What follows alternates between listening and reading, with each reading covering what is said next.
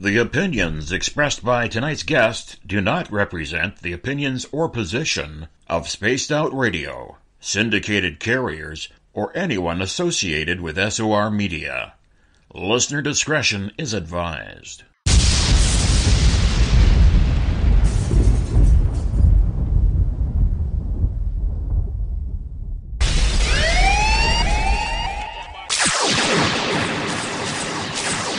Here at Spaced Out Radio, we are about to take you higher.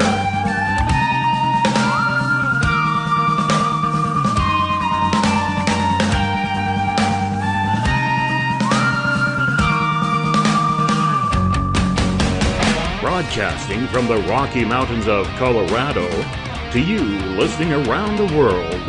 This is Spaced Out Sunday with host Tessa N Thomas.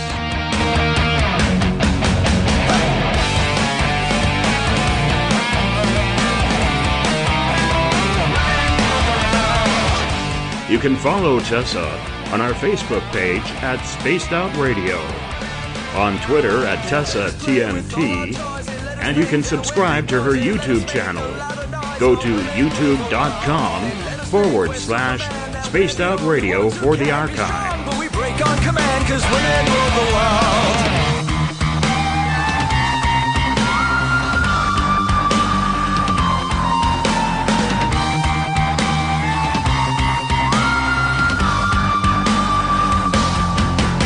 Buckle up, space travelers. Let the countdown begin. 9, 8, 7, 6, 5, 4, 3, 2, 1. It's time to go for a ride with host Tessa N Thomas. I'm such a lucky guy, 'cause after all this time, it's like the deeper I go, the deeper I fall. Good evening, Spaced Out Radio. Secure your tinfoil hats, buckle down tight, and hold on loosely as we soar over the rocky tops of the La Platas on a Rocky Mountain high. Get sucked into the vortex of the Four Corners and settle down snugly at mile marker 419.9 in colorful Colorado. It is Sunday, October 7th, Monday, October 8th for those of you on the East Coast and beyond, and this is Spaced Out Radio.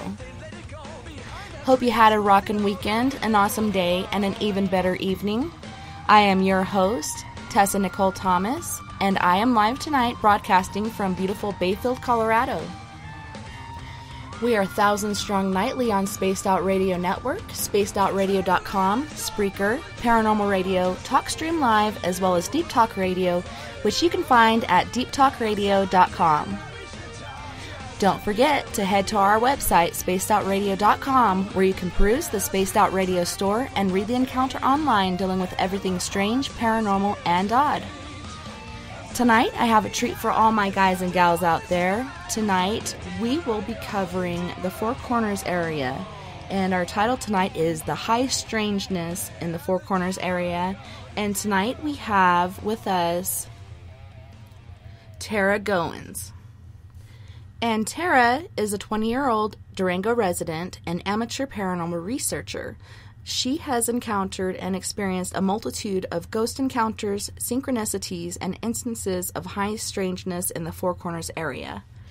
Hey Terra, welcome to the show. I'm so excited to have you. I've been wanting to cover our area for so long. Hi, thank you so much for having me. So yeah, it's so great to have you. Can you tell us a little bit more about yourself as far as like your first paranormal experience and what interested you in parapsychology and the paranormal? Well, what really got me interested was my first memory, actually, was an out-of-body experience that took place in Albuquerque, New Mexico. And ever since then, I've just kind of had this buzz in my mind about what is this all about, you know, what is out there. And that's really just led me into different avenues of research and looking into things. That's awesome. And we were talking earlier about, you know, parapsychology, and, you know, I have an interest in it as well, because anything in the field of the paranormal that's going to help to build upon it and build the data and prove to so many closed-minded people out there that this is going on, and parapsychology is just another realm of doing that. And there aren't a lot of schools. When I was first looking into it, the only schools I could find were over in the UK, but I heard recently there are some over near the East Coast that cover parapsychology. And you said you kind of just dabble with it on your own. How exactly do you do that? Through publications like this one, I really look into books, a lot of books, reading articles, going to people's websites, really just, the information's out there. You just kind of have to look for it. I mean, the internet is a great resource. It is. There's so much stuff out there these days, and you can look up anything on the internet. It's just insane, but awesome at the same time. Like, anything's out there. Like, even working on my car, I call myself a YouTube mechanic because, you know, I have this 2008 car, and I'm doing all this work on it from videos that I find on YouTube, and it kind of makes you feel good about yourself. And you know, before you'd have to go out and check out a book or purchase a book. Even mechanical stuff, it's like $40 each or whatever to get a book on your car. But yeah, like, everything's out there, everything's within your reach, which is kind of scary, but it's amazing and awesome at the same time. Yeah, it definitely is a very interesting knowledge-based renaissance that we kind of get to go through with the internet, where really anything is at your fingertips, and I think it can be used wrongly and it can be intimidating, but I think for the most part it lets people learn a lot of things, like you said, fixing your car, or like getting into like the more Freudian and weird subjects that like are kind of hard to find in any type of like usual outlets. I mean, there are only so many books your local library is going to cover on certain subjects, so having the internet is really an amazing tool in that way. Yeah, and I do still use my library, but like you said, they don't have everything, and it's kind of not irritating, but, you know, somewhat in that realm when they don't have the book that you're looking for and you have to request it, and then they order it from another library, which could be close or it could be far, far away, and then you have that wait time when you can just look on the internet, and, you know, there's Amazon and so many other places where you could just, you know, buy a book online or whatever. It's pretty awesome. But yeah, so have you noticed, is there an increase in paranormal activity these days and people with paranormal awakening, or do you kind of feel like it's the same? What are your thoughts on that? I think it's becoming more widely discussed. I think these things were always here in this volume. I just think there's been a long period in our history of ignoring this type of thing. But if you look back into folklore and into like a lot of different traditions of different cultures, they're riddled with these types of stories of time slips, of lights in the sky, of all these different types of things. So I think now we're just more connected to each other. You know, everything can be put on blast on Facebook, or texting each other, or calling each other. You know, you can call overseas now without it costing a fortune. So I think these things have always been just as prevalent, but I think we're talking about it more and noticing it more and bringing it up to each other. And I was reading recently that somewhere in the Bible it's saying that in the end times there will be more paranormal awareness. People will like kind of realize their gifts and have more opening of the third eye and more gifts coming to pass. Do you feel like you're gifted in any way? I mean, being able to see things in the out-of-body experience, like I haven't tried to intentionally do it because I'm afraid, you know, if I go out, I'm not going to be able to get back in, or if I go out, something's going to jump in before I get there. But people have said you have like this silver chain that keeps you connected as your spirit to your body, and there's really no way to get lost from yourself. But, you know, I do have that, you know, subconscious fear that something will jump in there before I get back, because so many things have tried to take me over before, and it's just kind of a fear of mine. It's what do you think about that? I do think that is a reasonable fear. Personally, I've never seen the chain, but I've had friends talk about it. And as far as your first point about there being more awareness towards the end, I don't know, I think that's a really interesting thing to look at. I think it would make sense to me in some ways, but I also don't know that that's what we're encountering.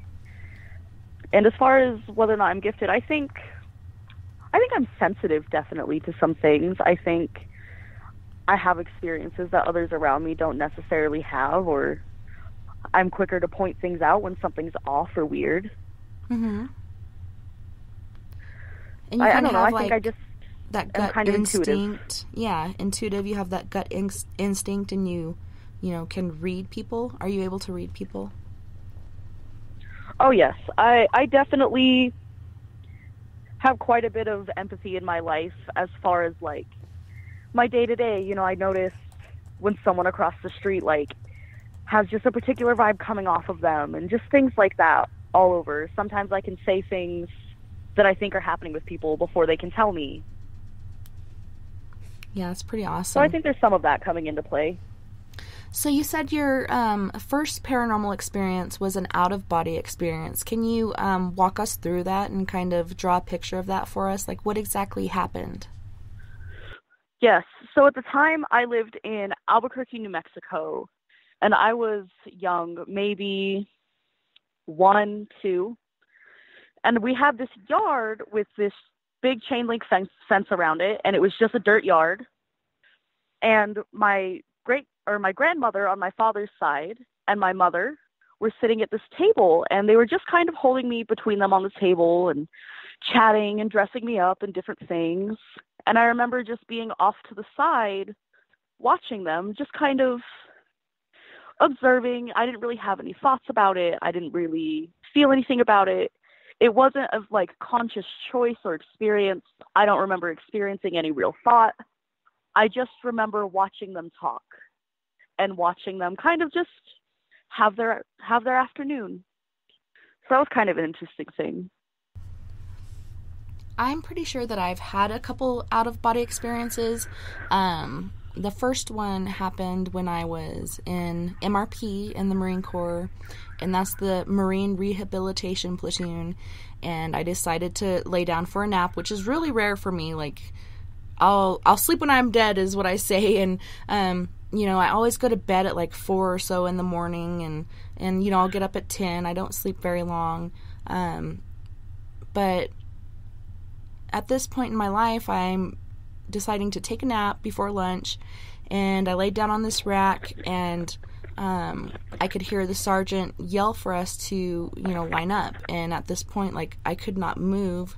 Like, I could move my eyes, but the rest of my body I could not move. And I'm struggling with every fiber of my being to get out of this locked up mess. And I was sore for about a week after that because of how hard I strained my muscles. But during this time, I got up from the rack, which is right by the bathroom, aka the head, and I get off the rack and I walk in there, and it is as if I'm really, really, really drunk.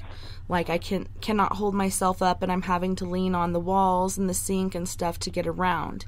And I could see, everybody doing what they're doing around me, and the guys coming in to work on the sinks because, they were plugged or something. And then, I heard the sergeant call, and I couldn't do anything. And then another time was just recently when I was house sitting for my friend and watching her 2 Doberman Pinschers, and I'm laying on the couch and I'm watching some paranormal show and on Destination America, and all of a sudden I kind of fall off the couch onto the floor, and I'm trying to get up, but I can't. I'm just like crawling around and falling over, and then I turn around and I see my body on the couch. Like, I'm on the couch and I'm sleeping, and so I crawl back to the couch and I lay down, and then I sit up in my body, and I'm like, holy crap. And it was the same thing. I felt like I was a drunk little baby because I'm on all fours and I'm falling over, and I can't control my mobility. And so I think that was out-of-body experiences, and I didn't have any control over it, and it was really weird, but at the same time really cool. I'm like, what just happened? Like, how did that happen? And I don't know. Do you intentionally try to do that these days because you did have that experience, or no? I have intentionally tried to do it a few times to not very much success, But I do hear stories from friends on occasion. They'll call me up and be like, hey, you were in my room last night.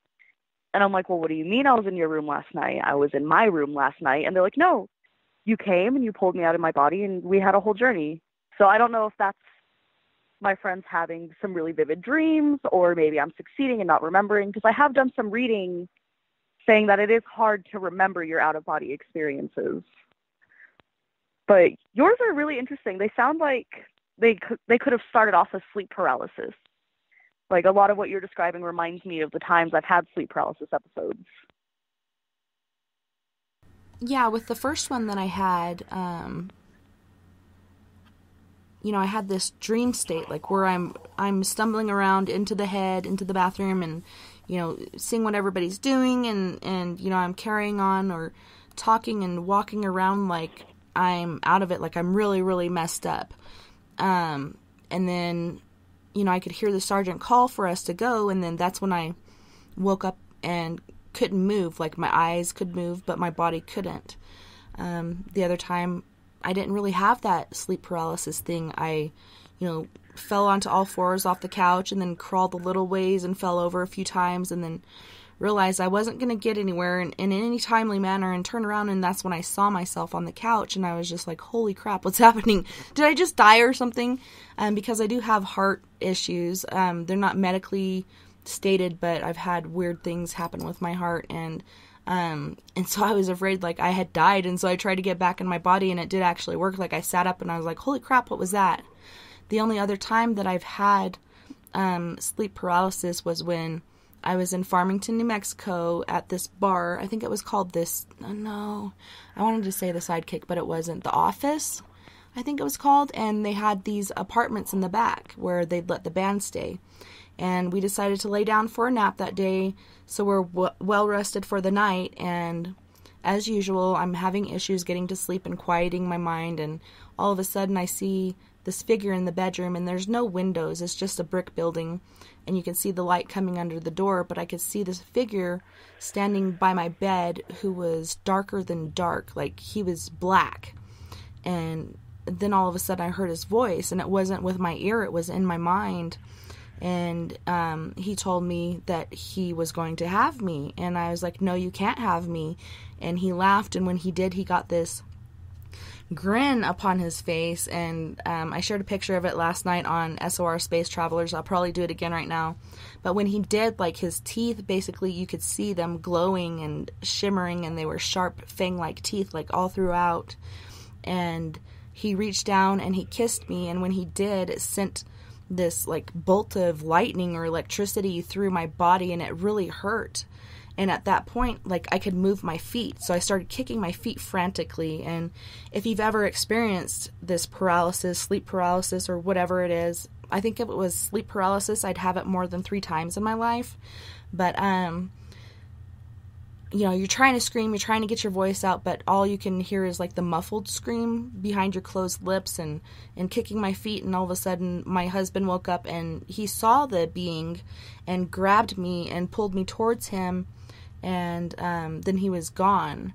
And, I was so afraid. Like, I've seen shadow people before, but this one was really strange, communicating with me telepathically, and just the shock it sent through my body. And I had to go to work at the portrait studio at Walmart the next day, and I kept looking in my rearview mirror, just feeling like he was there, like he was following me home. And I didn't see him, so that relieved me, and I've never seen him since.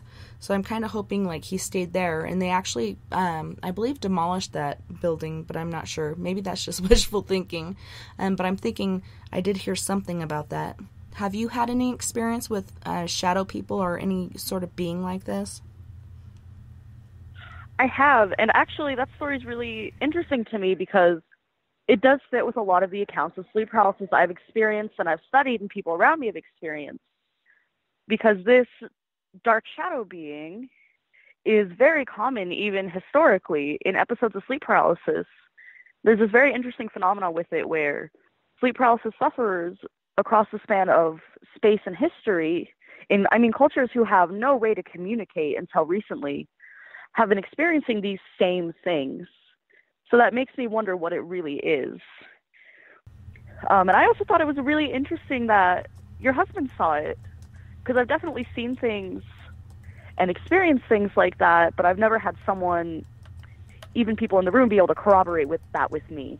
Mm-hmm. But yes, as far as my own sleep paralysis experiences, I don't know when they started, because I just remember having this like anxiety and fear about going to sleep as a child and having really bad insomnia because of that, and all these things, all these sleep-related issues. And then around the time I was 16, I started to kind of connect these weird experiences I would have at night to maybe why I was afraid of sleeping. And I was like, oh, so it's like, it's demons, it's ghosts, it's something. And then I saw this documentary, The Nightmare, that was about sleep paralysis, and I was watching it and I was like, oh, I've been having all these same experiences. Like, it'll be this idea of, sometimes it'll be like your typical paralysis where I just can't move, and then I'll see like a shadow being or a young girl or something will come up and talk to me, or it'll be an unseen force touching me and I won't be able to move, and it'll be very jarring and very frightening, and that'll go on for however long it does. But sometimes it'll be this idea also of, I think I'm awake and I'm doing something just normal in my life in real time, and then something very out of the ordinary will happen. Like, one example is I was living in a basement at the time with 3 other people. There was a door that separated one of us, and then the other 2 mattresses were across the room from me, and that's where my cousins slept.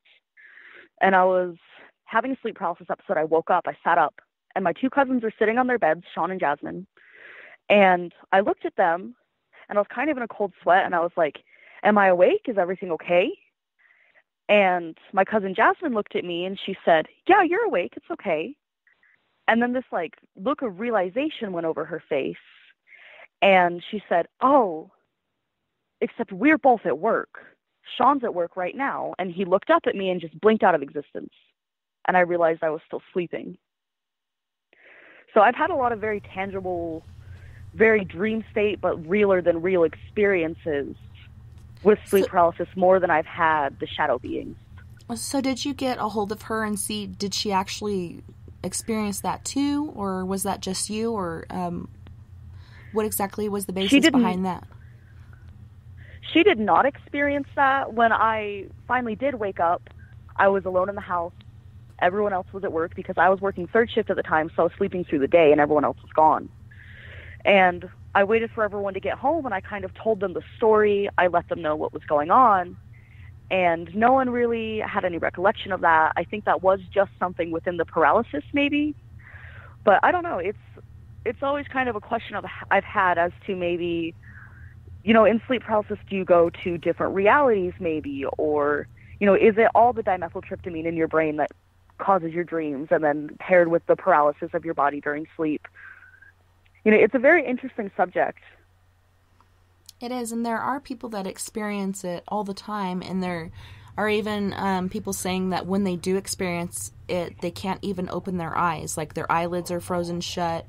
Maybe they can hear something, they can hear what's going on around them, but, you know, supposedly their mind has waken up before their central nervous system or their body has. But for me, like, you know, my eyes are open, and I can see, you know, and I can look around, I can move my eyes, I can breathe, but I can't move anything else until, you know, like that shock happened to me, and then I think it shocked my nervous system, and I was able to finally free my feet, which thank God I did, because I don't know what would have happened next. And it makes me wonder, was this a shadow being, or you hear about incubus and succubus. Was this an incubus, or what exactly was this? Like, it was really crazy, and there's so many strange and high levels of strange and dark and different things that do go on around our area.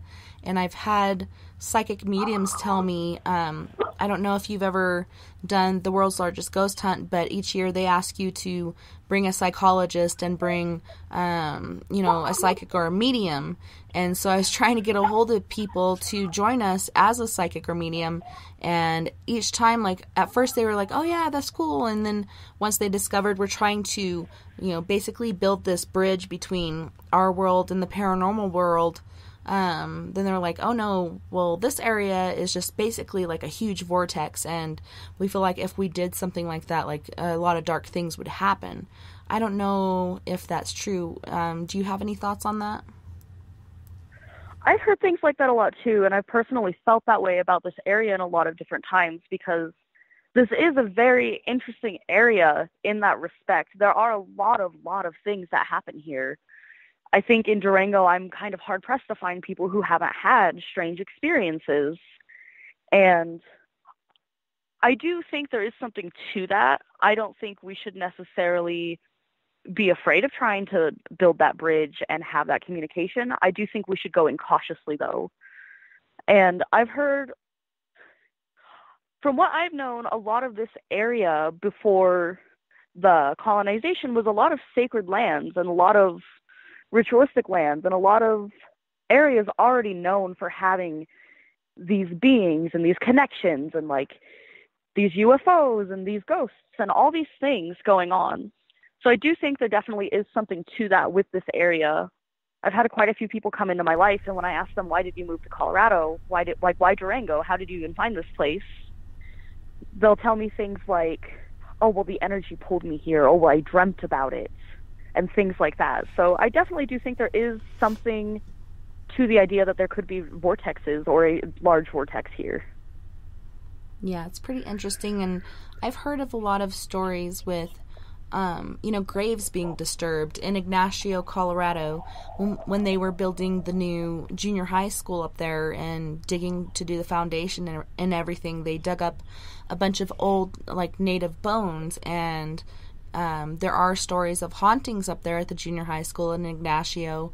I haven't experienced it, but I've heard a lot of things, but they did put a pause on building so they could, dig up and retrieve these bones and hopefully do a nice reburial and some sort of ceremony for them so they are at peace. But there are a lot of properties around here.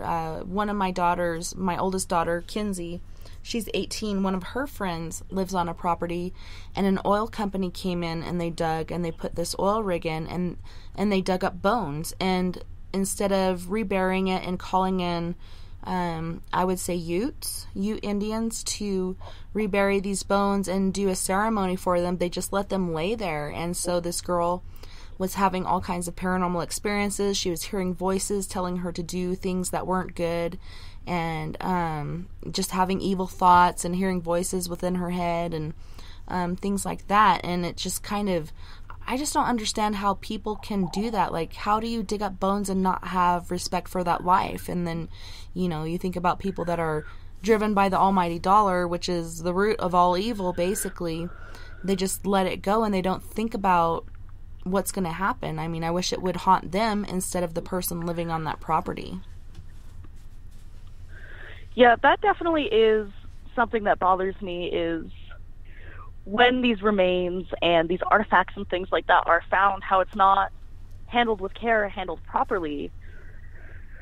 But I do think there are a lot of bones and a lot of things around this area, because as I've learned and as I've looked into it, because I do have Ute members of my family and we do Sundance, and I actually have some interesting stories about that for later and all of that. This was a very heavily populated area before people kind of started to come in and do everything they did and clear the Native Americans out and send them to camps and whatnot. I mean, this was a very, very populated area. So I think that it only makes sense that we would be finding these things and disturbing these things all the time, even now. Yeah, our house is very haunted, and my husband, he tries to be logical, I guess, and he always says, well, nobody was living here back in those days. But I'm like, look at the trees on our property. We have these trees that are put in a certain pattern, and they're like hundreds of years old.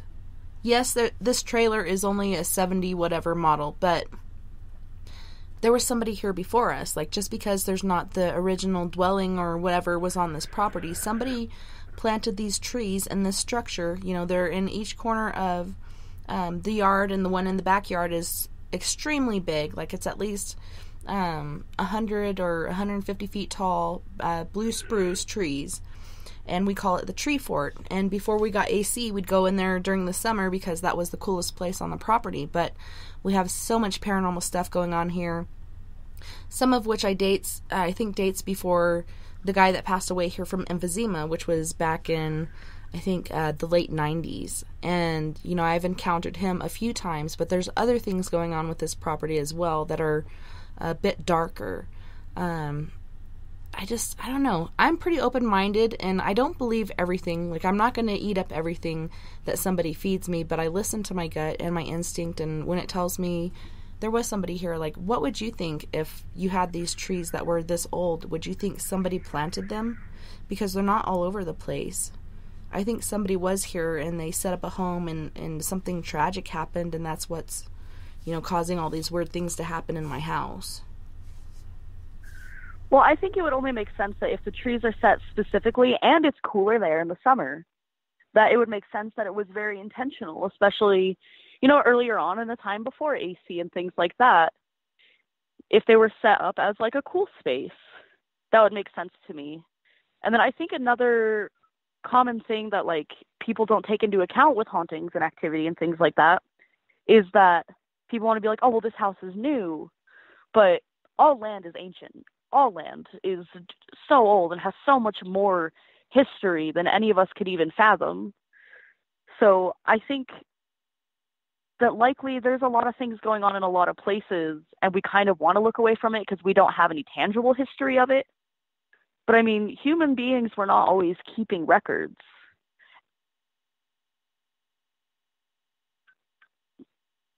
You know, we do have records from the natives. We have the buildings that they built as far as like Mesa Verde, Hovenweep, and all these other places around us, even some that aren't discovered until people move on to the land and do digging and find them because they've been buried by soil, time and, you know, erosion, soil, floods, whatever is happening to cover them up. And so we're finding more and more ruins all the time, but then you see pictographs or something like that, where they put these pictures on the side of the rocks telling a story, and a lot of them I think are about hunts and, you know, life as they knew it back in the day, and some of them are alien, like the Kachina dolls. Those are basically all ancient aliens, I believe. If you look at them, like their face mask, all these things that they were wearing, to me, it's ancient alien stuff, like them depicting what they experienced and these gods or beings that came to them. And it's very interesting, and I just wish that I could find the right person to pick the brain instead of, you know, some German or Russian or whatever dude writing stories about what he thinks it is. I wish I could hear from a native to hear what exactly their story on these are. Do you have any idea about the Kachina dolls and what they signify? The Kachina dolls specifically is something I have heard a lot about, but it's kind of one of those things that got lost in just all the information I've been taking all the time. But as far as Native Americans and ancient alien theory, I have heard a lot of very interesting things from friends of mine and relatives who are Native and who talk about these instances and these stories and this lore and how it could connect to extraterrestrial beings that people at one time thought were gods, because they came with just such technology and such things we couldn't understand. And I definitely do think there is a connection there. Ancient alien theory is something I'm interested in, but it's not something I know a whole lot about. But I do think that there definitely is a connection with a lot of these hieroglyphs we find in places and just all these symbols and things that look like they're telling stories of space travel. Yeah, and even in, like, you know, the Mayan lands and stuff like that, you know, they found artifacts of these gold, you know, they're cast in gold spaceships. It looks exactly like one of our shuttles. I mean, how else could you describe that? Like, if they were trying to make a bird, it would look like a bird. But this looks like a freaking automobile, like a shuttlecraft that is attached to the larger rocket that goes up into space and that comes back to Earth. And so that was really intriguing to me, these finds that they're finding, and with the new satellite mapping and everything they're doing of the Earth these days, they're finding more and more, and then more artifacts are being discovered, and I'm really excited. And even in Egypt, they're finding more and more tombs and more scrolls in there and more information. And the more information, the better I feel, because I like to be educated and I like to know what's going on in my world and what was going on in my world before I was even in existence.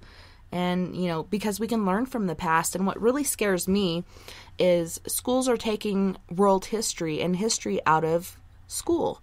Like, they've actually done that in Cortez, Colorado. I'm like, what the hell are they thinking? Except for they're just trying to dumb our kids down because they're the next generation. They're going to be the ones to take care of us. But if you don't know your history, you're not going to learn from it, and you're going to end up repeating it. And so it really scares me. Like, I don't even know what to think. Like, what is going on in our world? It's just, truth is stranger than fiction, for real.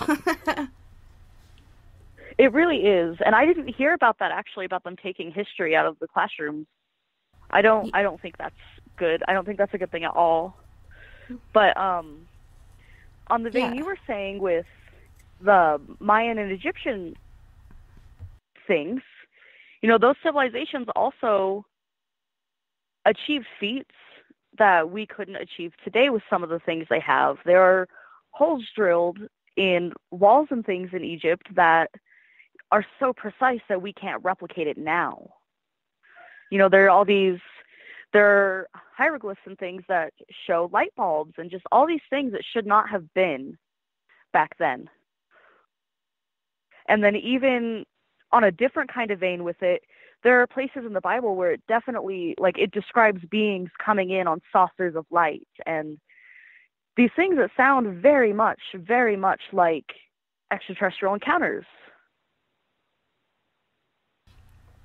Yeah, and like you're saying, holes drilled, even angles and the preciseness of the cut along the sides. Like, these aren't, hand tools. These are, what they're saying is like laser tools, like more advanced than the technology that we have today. We're building these structures and hoisting them up, and, people are talking about, well, they had this log thing where they'd roll these bricks from miles and miles and miles to get it here. But how do they stack them one on top of the other, and how do they put this big old door in the hinge? I can't remember the place, but there's pieces scattered all over the place. Like, there was some sort of epic explosion, and there's hinges, and there's actually a door, and it's like a monstrosity. Like, it's so big. Like, what was even going through this door? Like, do you really need a door that big? But it's just amazing just to look back on that and the technology that built it. Like, there had to be some sort of outside source that was involved, I believe. I definitely believe that too, and it is something that I am very interested in learning more about. I think that it's kind of something we should give more credence to as just researchers, is connecting these kind of things. Because, I think, you have people out there who represent the community and talk about ancient aliens and all these things and say really crazy things. There are people out there who get public, mass attention and say some really crazy things that discredit the field itself. And I think we do need to make more of a movement towards looking into these things and saying, what evidence is there? Yeah, and I believe that too, but, we're so busy with our everyday lives and being kept down by the man, as Jack Black would say. And it's true, we're working ourselves to death. Compared to other countries, we work way more and we make way less, and it's just kind of a way to control us, I believe. They're keeping us in a rut so they can keep us down and control us, because otherwise, had we had the freedom of other countries, we might evolve, but we can't. And our country right now is so divided, and I can't remember another time that we were so divided until I think back to Vietnam. That was another time that we were really, really divided as a country, and it's just insane, and it makes me sad because, when we stand together, we're undefeated, but we're just tearing each other apart. We're eating up what they're feeding us, and we're allowing this to happen. And, with the whole Kavanaugh thing, they're talking about false accusations and stuff like that, and I'm like, well, what makes you think it's false? Until it goes to trial and there's actually a real definitive investigation done, which was not done, we'll never know. But I'm not saying he's guilty. I'm not saying he's not guilty, but myself being a victim, I tend to listen to the victim before I listen to the victimizer. And I just wait until I hear all the evidence, and automatically people, and it's generally people that support Trump, they think, well, you're against this person because Trump's the one who elected him to be on this council. No, that's not it at all. Like, I'm just going by what I've heard, and, you know, there are dirty people out there trying to keep people down and lying and everything like this, but we're talking about a doctor and like 45 other women that have come forward, and I don't know. It's just, I don't know. I think we're going to a really, really sad state in our lives as Americans, and it's pretty hardcore. And generally I don't talk about politics, but that was one thing, like, that really bothered me. And he did get voted in, which is all fair and good, I suppose, but, you know, why didn't they do a real investigation? It feels like it's more of a cover-up than an investigation. I don't know if you're privy to any of that information, but to me it just makes me sad, because we should be progressing in life instead of digressing, and I feel like we are digressing all the time instead of evolving. We're not evolving like we should, and as soon as we think we are evolving, we're just set back another 10 or 15 years, or 20 or 25 years, you know, on certain things. Yeah. I definitely do think that there are things going on within the government that are meant to keep people down. I mean, it's no secret that our government has been very shifty and, you know, has done like acid tests and, you know, other tests and things on the public. And I mean, there's programs like MKUltra that did occur and was covered up, and they have now come out and been like, yes, we did do this. Yes, we did lie about it. Yes, we did destroy all the information. Yes, we're probably still doing it. And I definitely do think that disinformation and separation of people is being used on a mass scale to control people. Because if you can take the 99% of people and then cause issues directly to them within their interpersonal connections, such as with a very divisive election or with officials that we know that like a lot of people are going to be very for and a lot of people are going to be very against, it is going to keep people from having conversations that move forward, because we aren't having a lot of discussions as a society right now in America with respect and with using logic and with using facts. It's all very emotionally driven. And I do think that is definitely being weaponized and being used to keep people from expanding and from moving up in consciousness and from being of a higher plane. And I feel like, you know, there's something that we should be paying attention to. Like, there was the closure of the Sun base in New Mexico, I believe it was. And, you know, everybody was gone. All the buildings were closed down. There was a couple doors left open, but they were saying it was because there was a pedophile or something in the area. And people are going up there and investigating on their own. Go ahead.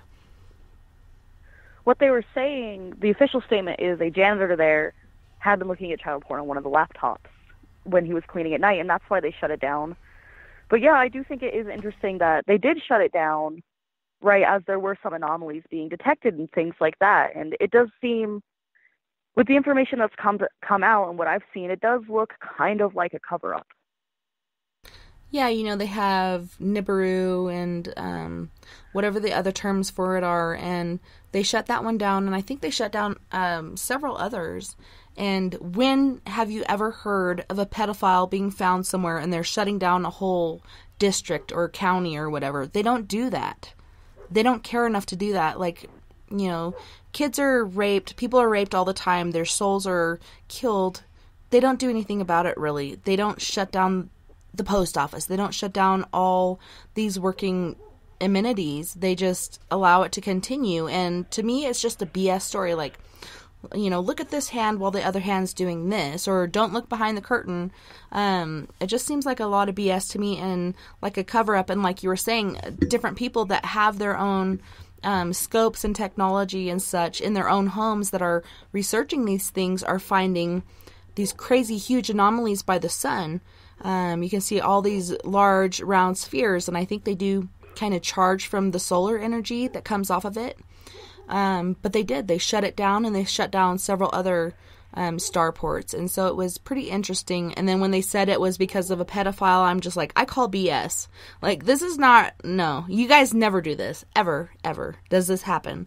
Yeah. So that was just the stupidest story that they can come up with to why they closed that down.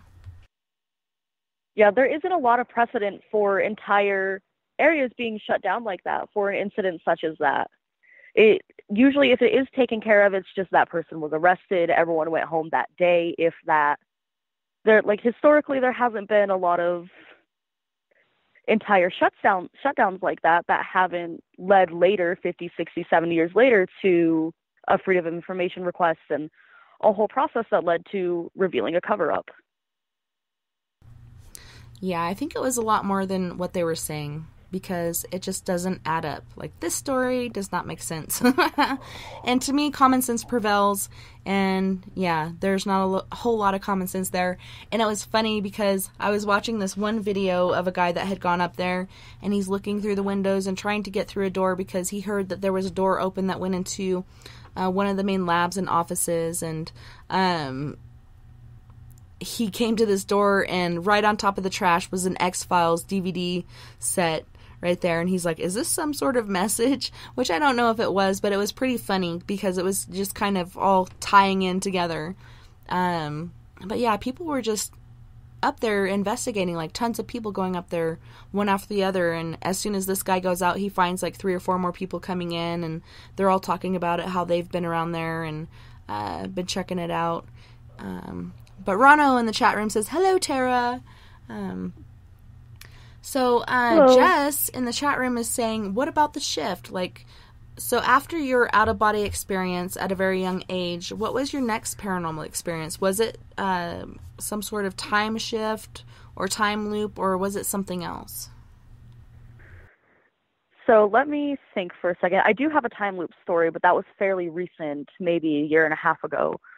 But I think the next experience that I can recall very clearly was I was living in Durango, Colorado at this point, at a neighborhood called Whispering Pines. I think now they've called it Hermosa Hill Condominiums or something. It's just up past Honeyville, towards kind of north, kind of towards Purgatory.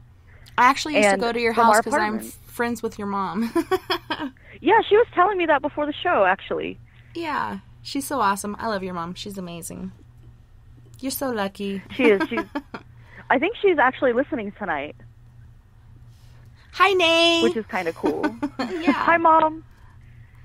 But we were living up there, and this story actually does involve her. And I must have been 6 or 7. And the way our balcony was set up in our apartment, we could see this kind of rock wall at the end of kind of the parking lot. And at the top of it, there's just some plants and whatever, and above that, there's some houses. But there's this rock wall.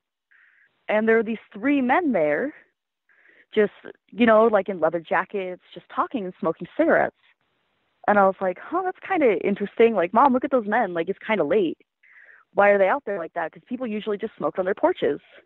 And she's looking out there, and she's like, "What? I don't see what you're talking about." And my cousin Alicia, Krista's daughter, because you know Krista, was my age. We're a week apart in birth. And she was there at the time, and she looked out, and she was like, "Oh, no, I see them. I definitely do see them." And we're talking about these men who are just kind of shooting the breeze, talking, smoking their cigarettes. And none of our parents could see them. And so that experience happened kind of frequently. And I never really thought much about it until years and years later. I had forgotten about the experience. And we're still living in that neighborhood. And my younger brother, I have 2 younger brothers. One of my younger brother, Jesse, was looking out the balcony. And he started talking about these men that no one else could see out there smoking. And I didn't remember at the time. And I was like, "There's nothing there. You're scaring me. You need to stop." And later I called my cousin Alicia, because we talk fairly frequently, and I was talking to her about it. And she was like, "Tara, I can't believe you don't remember seeing the men." And we started talking about it. And the more we were talking about it, the more I was remembering, oh, yeah, I used to see them too. So that's kind of the next earliest instance I can remember of something strange happening. Well, that's funny because now that you mention it, like I would go up and stay with my sister Sarah.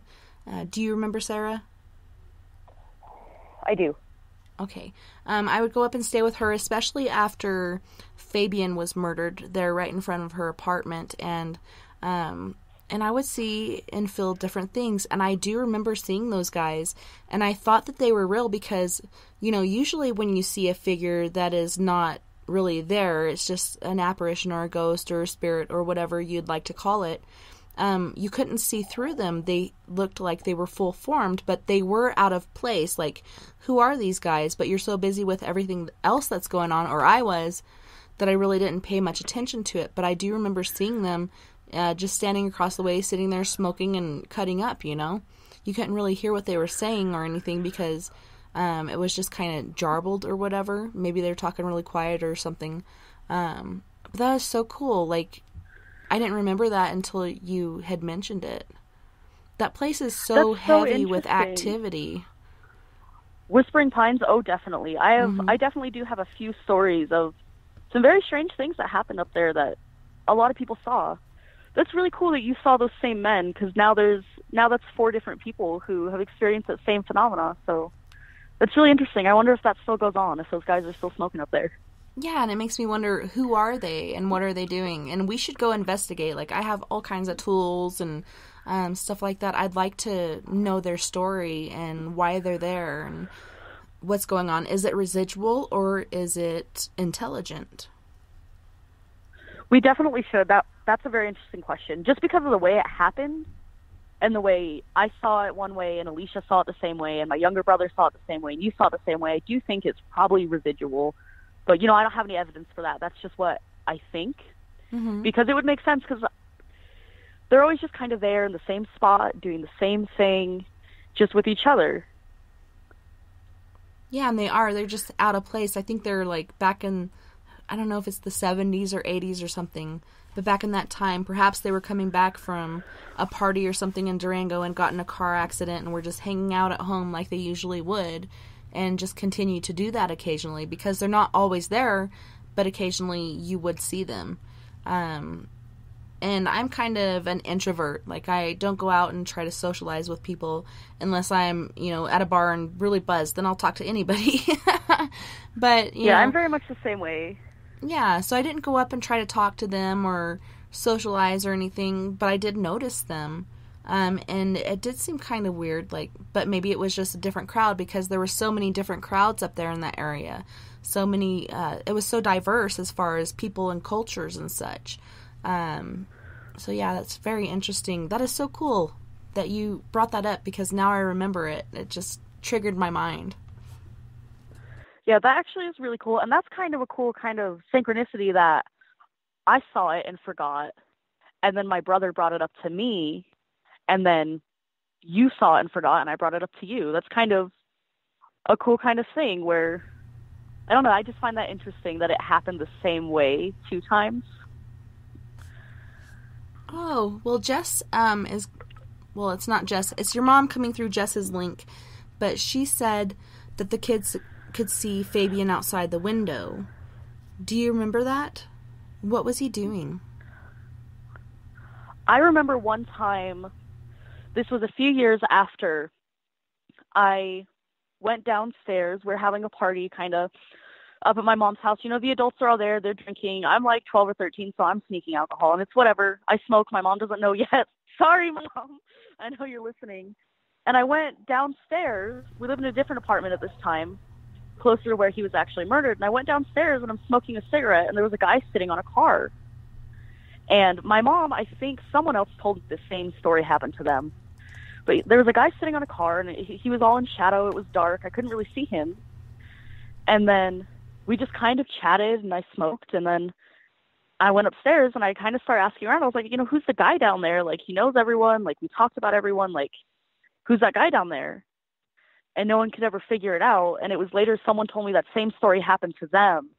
And about halfway through the story, they realized it was Fabian.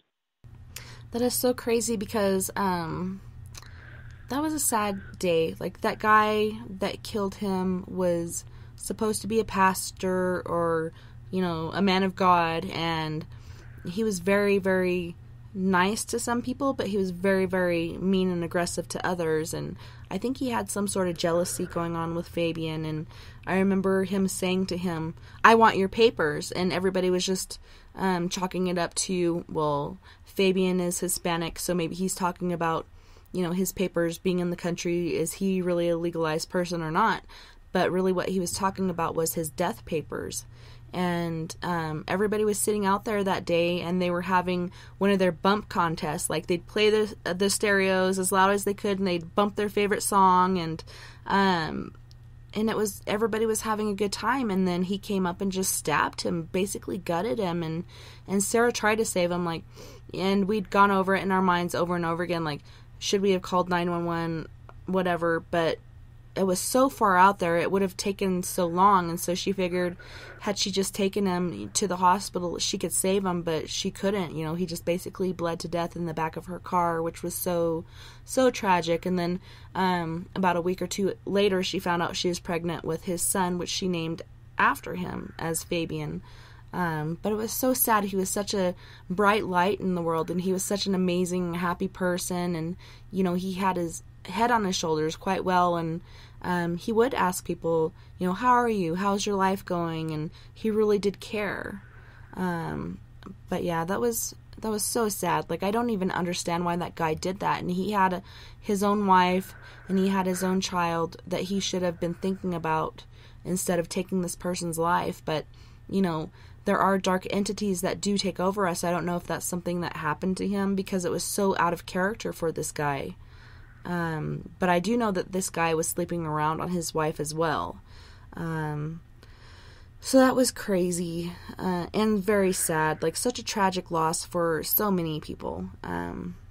So sad. But it is amazing that he's still hanging out there. And on that note, we have to go to our first break. You guys don't go anywhere, and we'll be right back. The first annual Caribou Paracon is happening September 28th to 30th in the 108 Mile Ranch, British Columbia. Brought to you by the Canadian Society of Questers and Spaced Out Radio.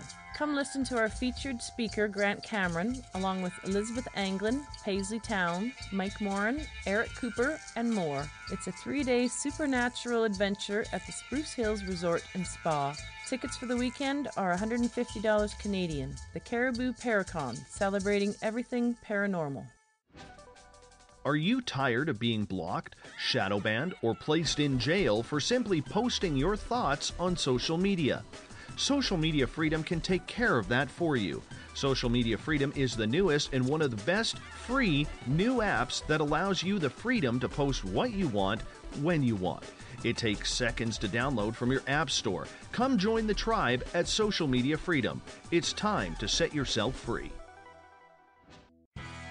A timepiece is a reflection of who you are, and what better way to show off the real you than with an Escape watch?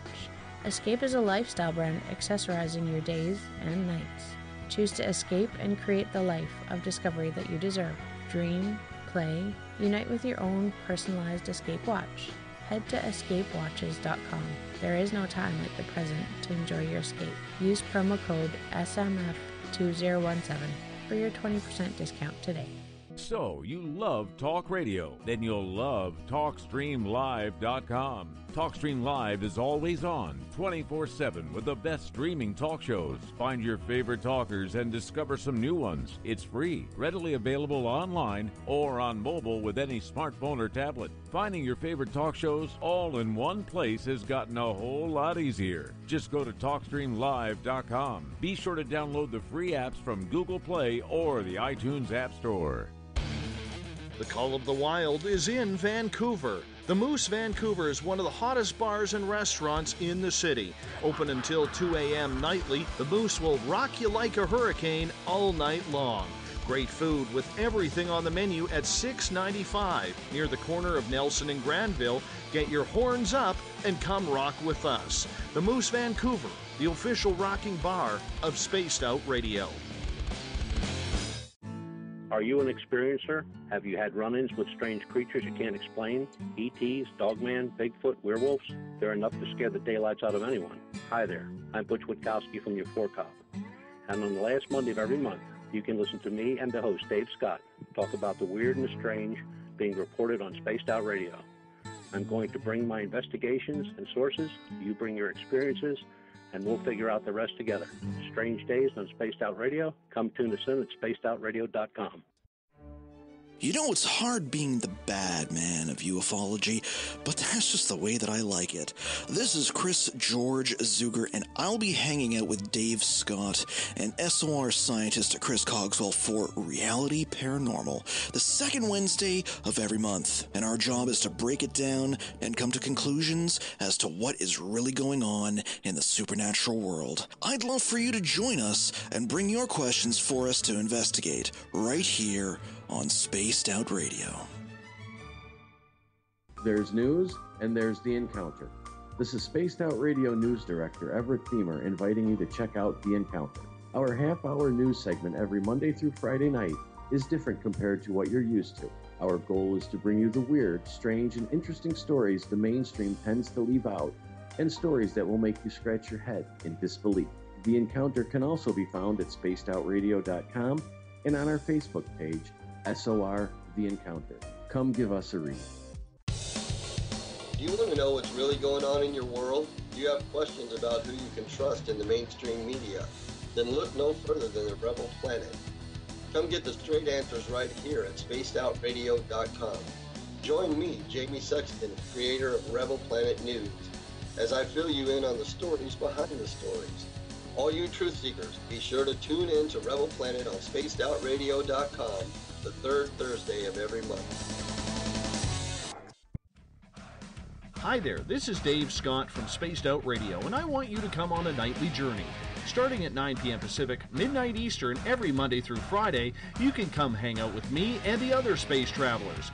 We have it all from Carl the Alien bouncing on by to those misfit gnomes causing havoc. It's 3 hours of fun and entertainment on those topics the mainstream really doesn't want to touch. Come get all paranormal with us at spacedoutradio.com, and together, my friends, along with our resident guitar god Bumblefoot, we own the night. Looking for a place to advertise at a very reasonable cost? Look no further than Spaced Out Radio. SpacedOutRadio.com has an advertising tab that you can click to check out our daily, weekly, and monthly packages to play on the radio, or our website including social media. From commercial spots to banners, we have it all. Check out our competitive pricing today. Visit purpleplates.com today. For over 40 years, the Purple Energy Plates have been delivering amazing results for their many customers. Inspired by the great genius Nikola Tesla, the harmony, healing, and energetic effects of the plates have proven over and over to be beneficial and often miraculous to thousands of customers. Check their site for daily specials and choose from their many energy products. You won't be sorry. Visit them today at purpleplates.com. Tonight's show and topic of discussion do not necessarily reflect the opinion of Spaced Out Radio, SOR Media, or its hosts. Listener discretion is advised. Here comes the second hour of Spaced Out Sunday with host Tessa N Thomas. Subscribe to us on our YouTube channel, Spaced Out Radio. And you can follow Tessa on Twitter at TessaTNT. Now, back to the show.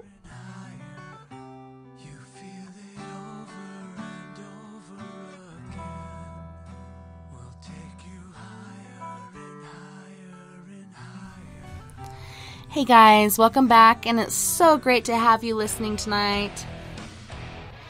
So tonight we have Terra Goens, and she is an amateur paranormal investigator, and she also delves into the realm of parapsychology. Terra, welcome back. It's so great to have you. Hi, it's so good to be back. Okay, so when we left off, we were talking about, the three guys smoking outside, and then Fabian appearing, which I have never heard these stories before, because after Sarah moved out, I really didn't go up there anymore, and so that, it just kind of, I don't know, it makes my heart warm. I know he's around because I felt him, but I'm just not, I haven't seen him, I've just felt him, but that's so awesome that you guys did, and that you actually got to communicate with him. Yeah, that was a really interesting experience because he did mean a lot to a lot of people. And I think at the time, because I was so young, I just didn't realize how cool it actually was that I did get to speak with him again. And he's definitely around. I mean, I hear stories of people up there who remember still stick weed in the sidewalk cracks for him and leave cigarettes out. That's cool. Like some sort of like tribute to him. That's awesome.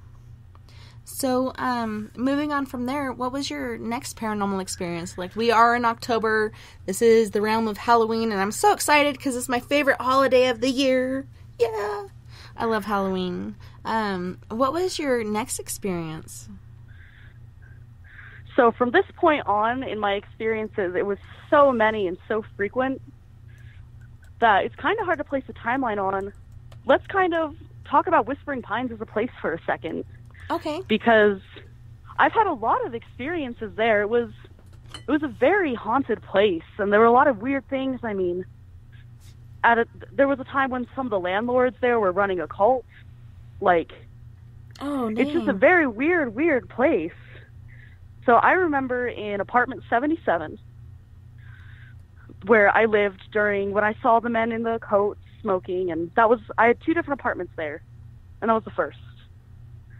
That apartment scared the life out of me growing up. I still haven't gone back into it. I never would. Because there was this kind of entity there that really was just very vicious. I remember I'd see shadow figures, and then things would like break immediately after seeing it, and a lot of it was just very energetic. It was just, there'd be just a dark feeling, just a bad, scary feeling. Mm-hmm. And one instance I remember specifically of something more physical happening was my dad was gone at work, or like he was doing whatever, and my first younger brother was a baby. The second one, I don't think had been born yet. And my mom wanted to go outside and smoke, and she didn't want either of us to go with her because she's been a mom for like 6 years at this point. Like, she doesn't get any time alone. She's like, just let me go. I need a break. You can't follow me out here. Yeah, so she went outside, and I was like trying to follow her, and I was like, no, you can't leave me alone in here. Because there was just this very menacing presence coming from the back bedroom up towards the living room, and I could just feel it. And it just felt horrible. It was blood-chilling. I don't know how else to describe it. Yeah, and that's what I was feeling. It just felt like it was very old. When I was up there, like, when I'd stay with my sister Sarah, I could not ever sleep. Like, I might get an hour or 2 of sleep each night, but there was some sort of not nice energy that was keeping me up all night, and so I'd go out and I'd look for other people, and I don't know if you remember Sarah's sister Gabby. She lived down the way a ways on the end over where your aunt lived. That wasn't your aunt. Kippen lived, and I'd go down there, and Gabby would come out, and I was like, hey, let's do something weird and crazy. And so we take sidewalk chalk and write different notes in front of different people's buildings, and I remember somebody was having sex that night very loudly, and so we're like, freaky deaky sex world, and with an arrow pointing to their house and doing different stuff. I remember like that actually. Yeah, trying to lighten the mood in the area because it was so dark and so like present, and trying to impede on your energy, and it was just like trying to fight that, trying to do something different and not let it drain me of this energy, because it was not allowing me to sleep, not allowing me to rest, and it was just taking that. Everybody else was sleeping just fine, but yeah, we'd find different weird things to do to lighten the energy. But I do remember feeling that like there was something there that wasn't quite right, and I'd like to find out if there was some sort of old base or maybe some native camp or something that was there, because even in Vallecito, where the Utes used to be, and then the white man, basically kicked them out, more southerly, and tried to, make the land their own, and then the government came in and filled a lot of people's land in with Vallecito Lake, and the last one to get out was the one that owned all these cabins for Vallecito. I can't think of the name, but it's like a resort, Vallecito Resort. And they still have cabins there, but they're just moved up more north. But that guy sold out last minute, so he got really gypped on the price.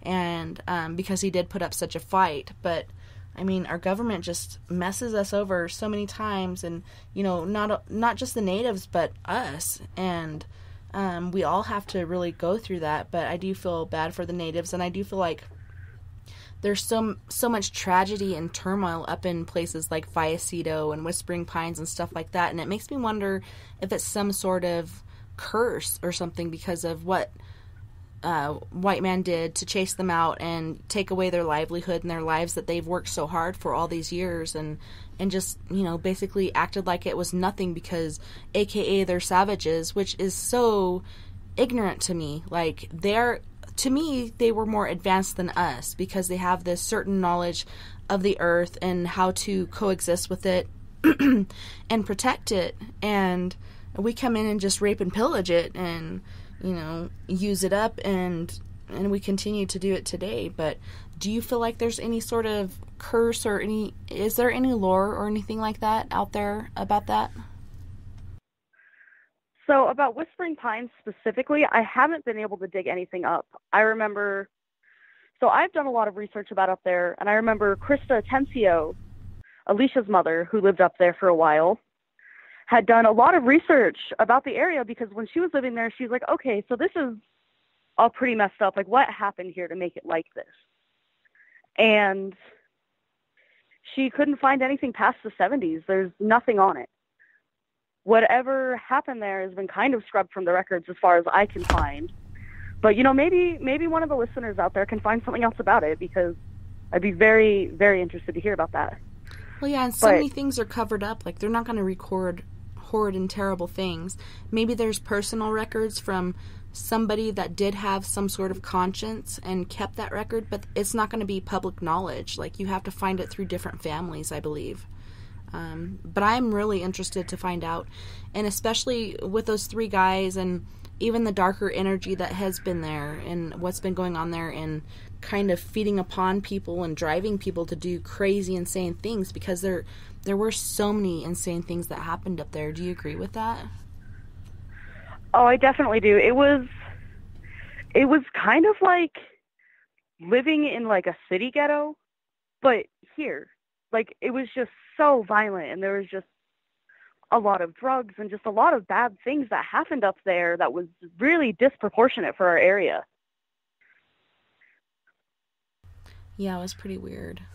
So what's your, next experience after that? Like, I want to hear all your ghost stories. Do you recollect what your next paranormal experience was after that? After the three guys and Fabian? There's actually a little bit more to that story I was telling before. So my mom shut the door.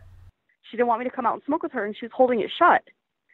And I remember just looking, like, from the door back to the hallway, and the hallway suddenly just went black. Like, from the entrance to the hallway all the way through the rest of the house was just this thick, palpable darkness. That I couldn't understand why it was there. And I remember just screaming and just banging on the door and just not knowing what to do, because what is that? You know, to a child, I couldn't even understand, like, oh, this is like a spirit. This is something happening. I was just like, what is that? Why? So that was kind of the most aggressive thing I remember happening in that apartment. I think, God, what was the next thing I remember? Well, I do agree with that. Like, okay, you know, sometimes when spirits or entities try to form, it can be a white mass or it can be a dark mass. And just because it's dark doesn't necessarily make it bad. It's just whatever they can draw from to feed that energy to appear to us. But you get that feeling within you, like that gut instinct, and I implore everyone to listen to that, because to me, it's never led me astray. Like, my gut is always right. So if you felt like it was bad, I'm sure it was. But sometimes spirits do appear as a dark figure. Sometimes you'll see it out of the corner of your eye or as a cloud or whatnot. Yeah, it was definitely a very terrifying experience. Like, the fear was very palpable and very real. But I actually just remembered the next most interesting thing that happened to me, if you'd like to hear that story. Okay, so this is up at Durango West 1. My Aunt Krista had a house up there for a while. She's had a few houses around that area, but this is the first one I remember. And so my cousin Alicia and I, and probably a few of the other cousins, just as kids, were like hanging out in the house. My mom and Krista were chatting. I don't remember why we were there. It was a birthday party or something. And there was this cabinet in the living room. And I remember Alicia and I could hear something strange in the cabinet. And we were like, well, what's over here? And I was probably like 8 or 9. And we walked over and we opened the cabinet, and there was a little girl in the cabinet. And by this point, we were already like very aware of spirituality and ghosts and things like that, because just our parents were very conscious of it, and we'd already had a lot of experiences together and separately. And so immediately we registered, like, this isn't a living girl, and we don't know what to do about it. And she's just kind of there, and I remember she had white hair, and I think her eyes were red, if I'm remembering correctly. And we went and we got our parents, because we were like, you need to do something about this. Who is this girl? And so my mom and Krista comes and look, and they're like, okay, kids, well, there's nothing here. And they just kind of dismiss it as us playing. Mm-hmm. And we're like, no, there's this little girl. And then over the next few months or year or so, Alicia and I continued to see this girl all the time whenever we were up there. And I remember one time we were kind of just being kids, and we're like, oh, we're going to go mess with the ghost. We're just going to go mess with the ghost. And Alicia pushed me into this closet in the bathroom. And I remember being scared and wanting to get out. Yeah. And then I just remember Alicia opening the door, and she was crying. And I was like, well, why are you crying? You locked me in a closet. And she was like, no, Tara, I didn't lock you in the closet. I shut the door, and then you opened it, and you said some really weird things to me. And I was like, what did I say? And she was like, you just said I was going to die. You said my cat was going to die. You just said some really weird things to me. And she was really just shaken by the experience, and so was I. And nothing really ever came of that. I want the story to have a good ending, but that's kind of where that left off, is we had that experience, and we were like, okay, well, we can never mess with the ghost again. Because there's just this element of missing time to it that makes it kind of a little more frightening and a little more sinister. So when you think back on it, were her eyes red? Like, was it busted petechiae in her eyes? Perhaps she was choked to death, or was it just the color of her eyes were red, kind of like a demonic presence? I think it could have been that the blood vessels in her eyes were burst. I think it was that, because it's such a young memory that I don't know exactly what's been exaggerated by time in my mind. You know, like, where the newer experiences I've had in life, I'm like, I have a better handle on what exactly happens. With that one, it's kind of fuzzy, because I was a child, you know. Yeah, but that image is just, like, burned into your head, you know. You saw what you saw. Oh, definitely. Like, the things that I've seen through my life, I can't forget. You know, you can't unsee something. So, yeah, like, you kind of have to just, like, focus in on that, zoom in, and do different things. But, yeah, it is very scary, especially as a child. Like, the world is scary enough as it is. But adding that to it is just even more insane. Yeah, those experiences there were positive experiences, but a lot of them were very jarring and frightening as a child. Like, I didn't quite know how to deal with that. So, BTO in the chat room is asking, are the Four Corners an interdimensional vortex?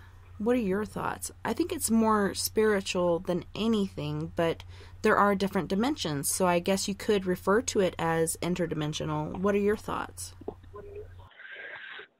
I think that the idea of spiritual beings and ghosts and the idea of interdimensional travel are very linked to each other. I think that's how things move through existence is through a period of dimensions.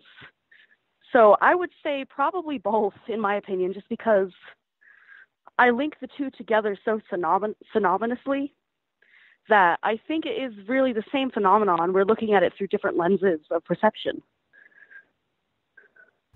We do have so much activity, not just spiritual, but alien and UFO.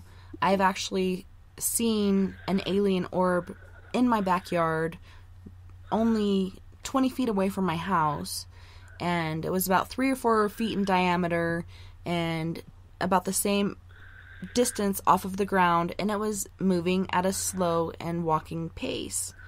And to me it appeared like a ball with fire inside of it going in like a clockwise fashion, and you can see the yellow, the red, and the orange just flowing through it, over the top and down under and around again. And I saw it, and I opened the door, and I stepped 1 foot out, and then I paused, and I'm like, okay, I don't know what this thing is. Is it going to kill me? Like, I have 4 kids. Well, at this point, I only had 3 kids. I have 3 kids to take care of, and so I stepped back in, I closed the door, and I called my family over, which was my husband and my 2 older daughters, and I was like, are you seeing this?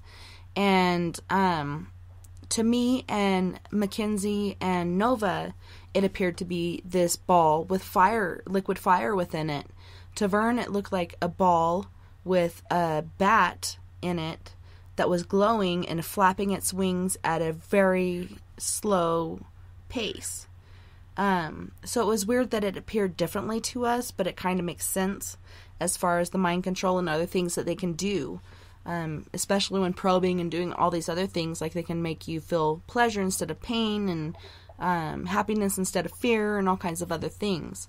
But that was crazy, and we saw it 2 months before that, and it appeared smaller because it was higher up in the sky, and the girls had seen it from the back seat. We're coming back from the motorcycle rally, and then I stopped coming off the Rainbow Road onto 160B in Bayfield, and got out of my car and was looking up at it like, what the hell is this? And Nova's like, can you please just get in the car? Please just take us home. I just want to go home. And so I did. But that's twice that I saw this ball, aka like Foo Fighter is what it resembled, except for it wasn't glowing green. It was like liquid fire within. And then I also got pictures of other alien craft from my backyard as well, up near the moon and the clouds and stuff, which I've shared on our Four Corners Paranormal Investigations website, so people can check it out. But I mean, I've witnessed these things. It took me quite a while. Like, I would hear my dad talking about it, and I didn't push it off as if, like, I don't believe it, but I knew that there's a possibility, like, anything's possible. So I kept my mind open to it, but then I finally got to experience it around the year of 2013. It was pretty insane. Have you experienced any UFO or any other things like that in this area? I definitely have. I've had a few experiences. I've kind of done a lot in my life to push that sort of avenue away, because I do believe I have some sort of repressed memory or something going on that does cause a lot of fear around this subject for me, and I've been trying to work on it and maybe be more receptive to the messages they may have for us in the last couple years. But I have had a few sightings, all of the first kind that I can recall, just lights in the sky, weird movements. I remember one time I was out back of my job. I worked at McDonald's at the time. I was like 17, 18, young. And there was this light that I thought at first was maybe like a visible planet like we have right now with Mars, or like a bright star. And it was the middle of the night, and I was smoking a cigarette, and this star, or whatever it was, started to move in a very weird insect-like way. It was going fast and just moving in a way that I knew didn't make sense. So I immediately connect that. And I was like, oh, a UFO. Hello. And one of my coworkers, one of the kitchen people, came out and to smoke his cigarette, and I said, look at that, Otis. You see it? And he looked at it for a minute, and he was like, well, that's really weird. And I was like, yeah, what do you think that is? And he was like, I think I don't care what they are or what they want as long as they don't come over here. And we both just kind of went inside. So I've had a few experiences like that of just nothing extreme, nothing like what you saw. That's very interesting. Just experiences of the first kind. Yeah, it's pretty crazy, and I just wonder, what are they doing here? Like, this is little tiny petty Bayfield, aka Bayberry, Colorado. Like, what are they doing? Why are they going through this horse field in the back of my backyard? And I don't know. I think they're just collecting data. What are people doing? How are they spending their time? You know, what's just basic data that they could gather about us. Crow in the chat room is asking, what's the ley lines like there? Any intersecting? And I do believe we have a lot. Have you heard anything about that or read anything about that? So I haven't heard a whole lot about ley lines, but I've looked a little bit into it. And from what I remember, I do believe we do have like a pretty high volume of ley lines. It's not something I'm extremely versed on, but I do believe we do have activity with that. And I do know that that would amp up EMF fields and the opportunity for activity to happen. Yeah, I've heard of different ley lines in like Fruita, New Mexico, and different other areas, and there does seem to be a big spike in paranormal activity in these places, and it's not always good. But it's very interesting, and I'd like to visit one of these places. Oh, I'm sure that would be very interesting, actually.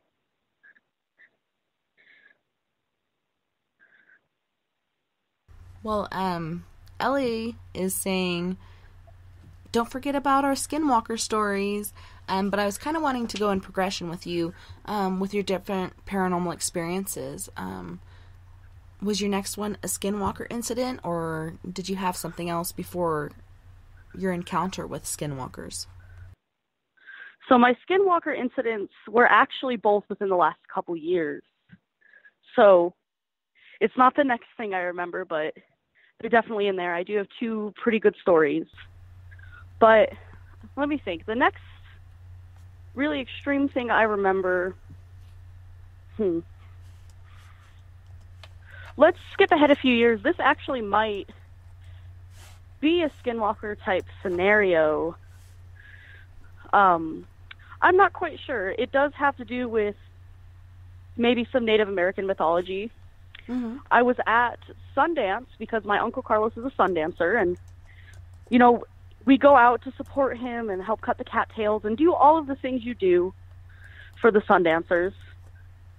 And there was this field right across from our shade house, because every year you build a shade house that you kind of live in.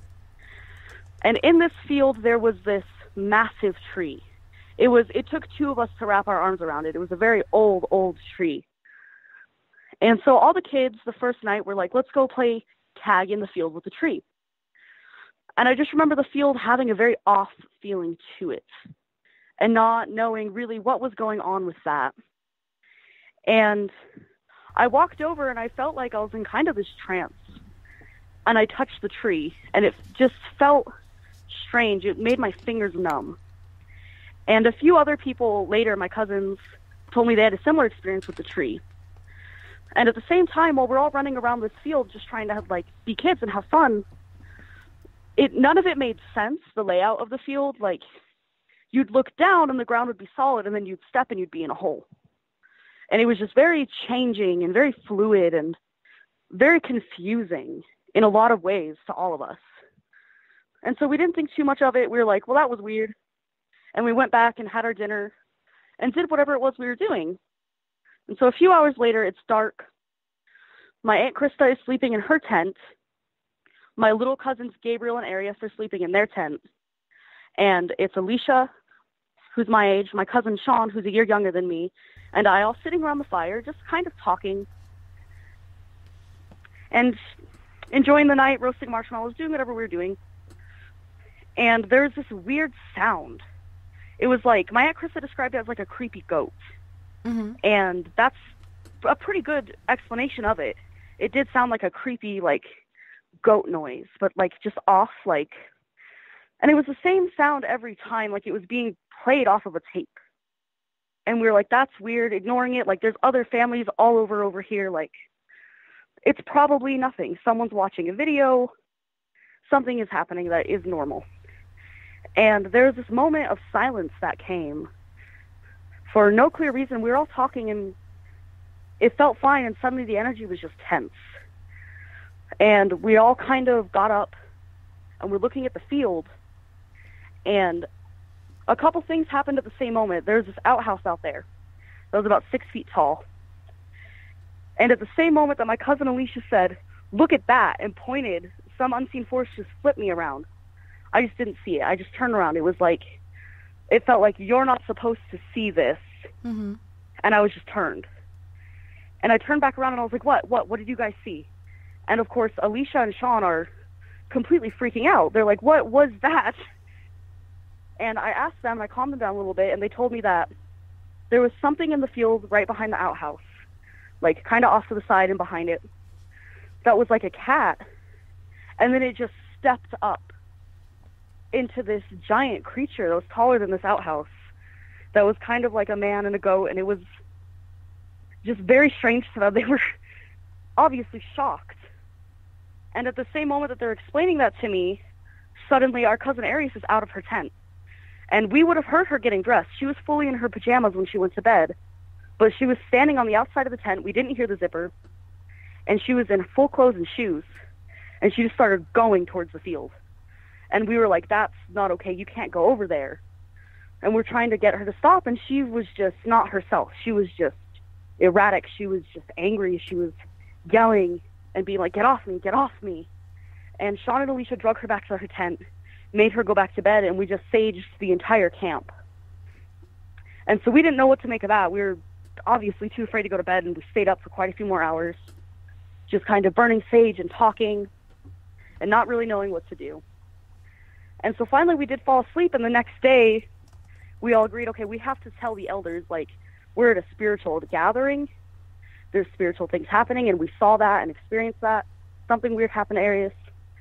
So we told some of our parents and grandparents, and they were like, okay, well, we're going to seal the edge of your camp and just no more in the field. No one goes in the field ever again. And for the rest of the weekend, we did hear weird things. There were some kind of strange experiences, but nothing like that. There is more to the story that maybe I could convince my cousin to come on and tell later, that happened a few years later that I wasn't there for. That's pretty interesting. But that was a pretty strange experience. I don't really know what that was. Yeah, I had read earlier, because I was looking up all kinds of things on skinwalkers, and because you hear different things from different people, and growing up in this area, you hear the native lore from people and experiences that people have had. But I was reading, if you make eye contact with a skinwalker, it could take you over. So that could kind of explain what your friend or your cousin was going through.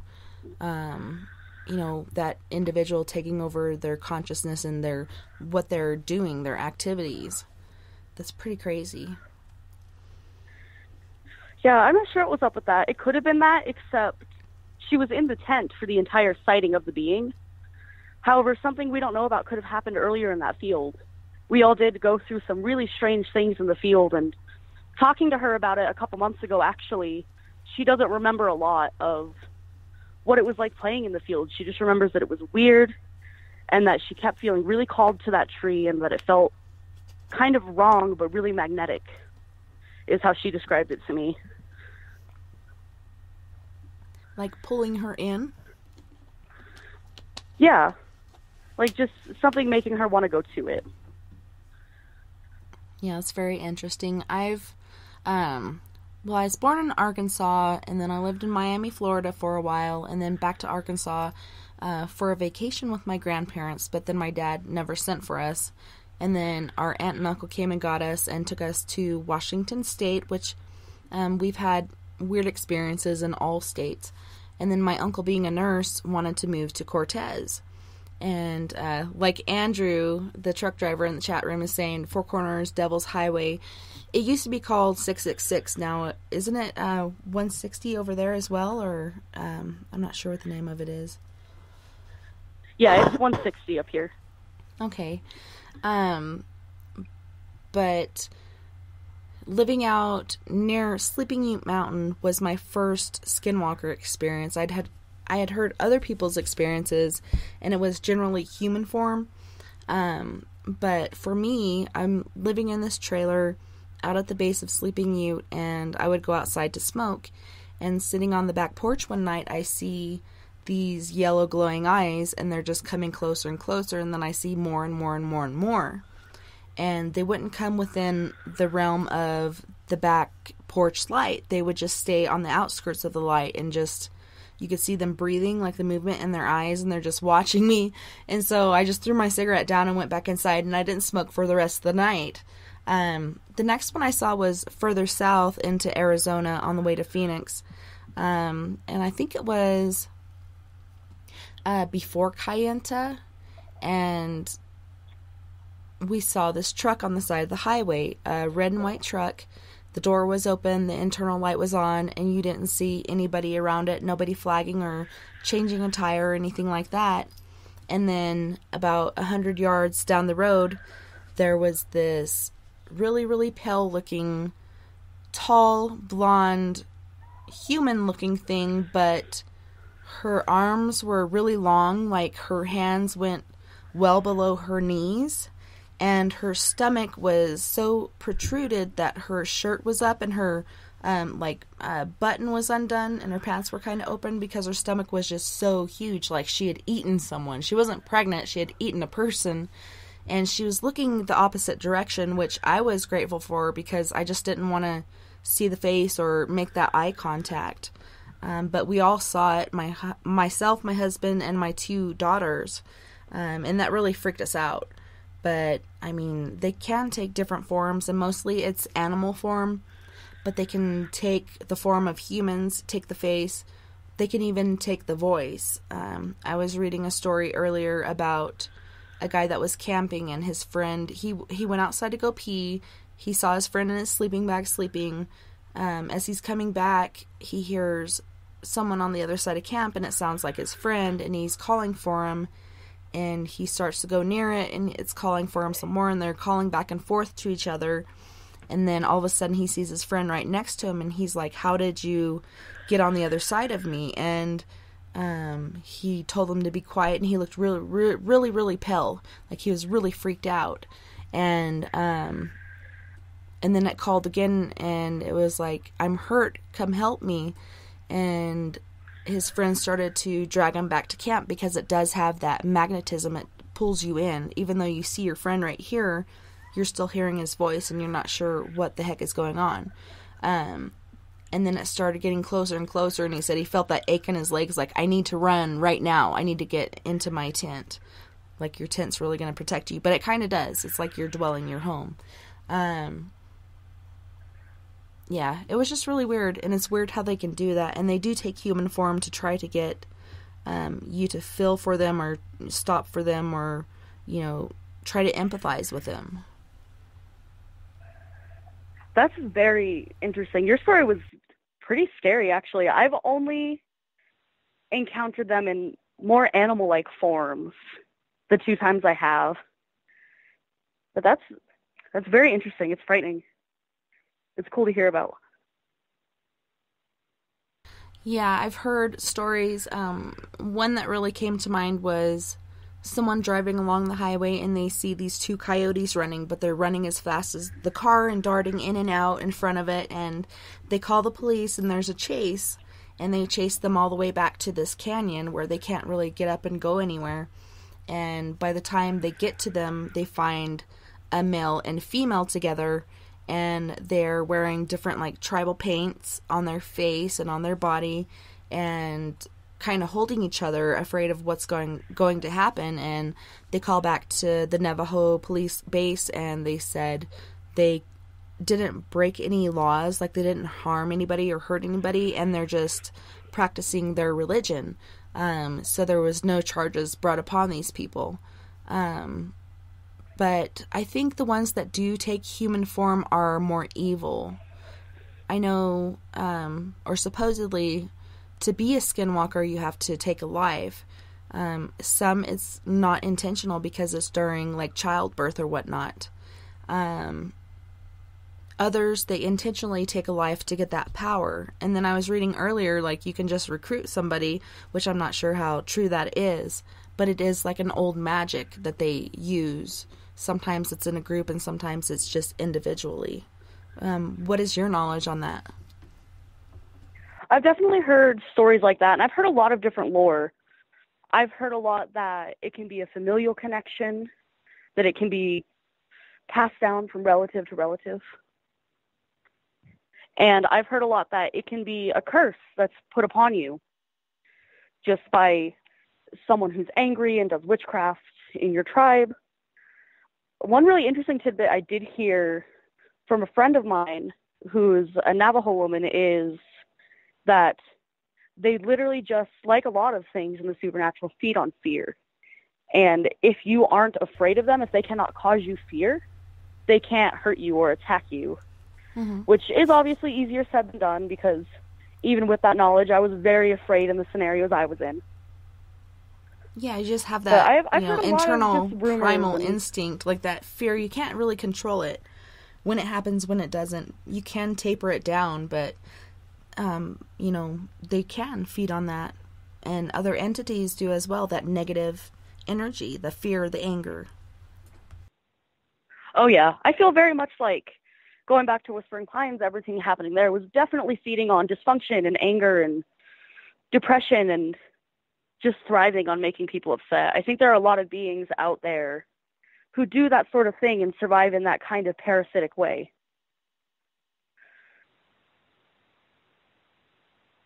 They cause people to act differently, to lash out. Like, we've had experiences here recently where all of a sudden there's this rage towards someone for no apparent reason, and you're picturing punching them in the face, and you don't know where it's coming from, and you're seeing these sparkles in your eyes, and you realize something's trying to take you over, and then it goes away because it knows that you found it out. I don't know. And I tell my kids all the time, because my kids are very spiritual as well. They all have their different gifts. Kinsey's like my medicine baby. She's a healer, and she can see things and communicate with things. Nova is more empathic. She can feel what the spirit is feeling and see it. And then Floyd and Lily, they're still really young. Floyd's 6, Lily's 3. But Lily's my past life baby. I know she's had that. But I tell them not to fear it. Like, we're all going to be ghosts someday, right? So why fear it? And generally they're here for a reason. They want to be heard. They need to put a message across. Even if it's something like a skinwalker you don't understand. Like, with that, it's more of, prey and such going on. Like, that's more of a scary thing, because they are basically after you or wanting to get that energy off of you. And they're really good at what they do, because it's just, when you see it, it's insane. Like, you just get that certain energy that does come off of you. But I think educating yourself, kind of running things through your mind, you can empower yourself to get past it. But hopefully they listen. They generally don't. I don't even know why they were born with ears, but... I think a lot of these more like physical, like skinwalker type experiences, the feeling is very much of like the uncanny valley type sensation, where it's just something that seems so strange. It just always has such a strange nature and appearance to it. It's never like, I don't think I've ever heard a skinwalker story really that feels like something out of a movie or feels like something that you've heard of before, because it's always just very, very strange. Yeah. It's like, is this really happening? Did I eat something bad? Like, what's going on? Yeah. But you just know, like, you're seeing it, and nothing else is going on weird with your sight or anything like that. There's so many different things around here. So you were talking also about time loops. What is your Yes. experience with that? So I've had 2 experiences, one of which was maybe in 2012, just after that whole energetic shift we went through. It was summer, and I was in the living room with my father, and I looked out the window, and it was just snowing. There was like 3 feet of snow on the ground, and it was actively snowing, and I was like, wow, look, it's snowing. And he was like, oh, that's crazy. And I went outside, and as soon as I opened the door, it was just a bright, hot day with just no snow, no clouds in the sky. Yeah. It was just it threw me off. I walked out there and just felt so surprised, just so shocked. And I went back in and I was like, Dad, where did the snow go? And he was like, that's strange. Best not think of it again. It was just a very interesting experience. It was cool having someone to corroborate that because I felt crazy. I was like, am I okay? Why did I see that? Yeah, that's why when I saw that alien orb, I was like, okay, I could not control my hands. Like, I was so fidgety trying to get my phone open and trying to get it to camera mode. Like, I couldn't do it. And so I was like, just, you guys come here. You got to see this. And it was moving slow enough that they did see it. But it is to kind of, like, I'm not just seeing things. I'm not tripping, going through, things after having a kid or whatever. Like, I have to have somebody else cooperate this and see this. And I had 3 other people able to see it. To one other person, it looked different than all the rest of us. But it's good to get that backup and know that you're not losing your mind. Because a lot of times it is mind-blowing. You're like, am I going crazy? What's happening? Yeah, it is, especially since, as we were talking about earlier, it's kind of, these kind of things aren't very talked about, and it's kind of seen as like, oh, you're crazy if you talk about these kind of things, so you do kind of question your own judgment in those situations. Especially with the time loops and things like that. Like, I have another interesting story about that if you want to hear it. Yeah. So this was about maybe a year and a half ago. I was in a car with my friend Chelsea, and we were coming up north from kind of near that last gas station before Purgatory. Mm-hmm. And we were driving in towards town, and we passed the Iron Horse, which is ironically is where I live now. And we're just kind of talking. The radio's on. Just a normal night. We both work third shift, so we hang out pretty late. It was maybe like 12. And we kept talking, and I noticed it was taking a really long time to get to town. It should have been like 15 minutes, but like 30 or 40 minutes had passed, and we passed the Iron Horse again. Oh. And I was like, that's strange. Maybe, like, I must have saw it wrong. I must have saw some other lights and thought it was the Iron Horse. And so we keep kind of talking, and then we pass it again. And I'm finally like, okay, Chelsea, did you notice that we keep passing the Iron Horse? The town isn't, like, we haven't gotten to town. And they were like, I really was hoping that I was wrong about that. And we were kind of just at a loss. We were like, well, what do we do? Do we pull over? You know what? Should we turn around? And we're like, okay, well, let's just see what happens. And we kept driving forward. And we passed it one more time. And we were both just kind of looking at each other and looking at the windows and being like, you know, what is happening? Are we about to see something weird? Why is this happening? It was just very confusing and disorienting. And so finally we did make it to town after that last pass. And we didn't really know what to do about it. And we were thinking about it and talking about it more in detail and being very guarded and careful of our words. Like, are we repeating the same lines of conversation? No. Is the radio repeating the same lines of the podcast we're listening to? No, everything in the car is moving forward as it should be, but everything outside of us was repeating. And for people who don't know this road, it wasn't like we could get turned around because the only road down here is the highway. There's just the one road and then little kind of side roads that just go into neighborhoods and have no outlet. Mm-hmm. So there was no way we could have gotten turned around. We were just driving in a straight line. And that was very interesting. It was kind of a cool experience. We've had a couple times driving places where you're in a hurry because you have only 5 minutes to get there, and it's going to actually take you like 10 minutes to get there. And then all of a sudden, things do shift, like the song is different. And all of a sudden you have 15 minutes to get there, and you know, you, like you said, you look at each other and you're like, what the heck just happened? We just gained 10 minutes. And I don't remember seeing anything differently as far as visually. But it's really weird when you get that leap or loop or whatever it is. That's so weird that you guys kept seeing the Iron Horse repeatedly, because, you know, that's when you're going into town. That's the first thing you see, basically. But it's just repeating itself. It's kind of like something keeps taking you back. Did you notice, like, anything in the sky? Or maybe it was just one of those vortexes. Maybe that's what it is.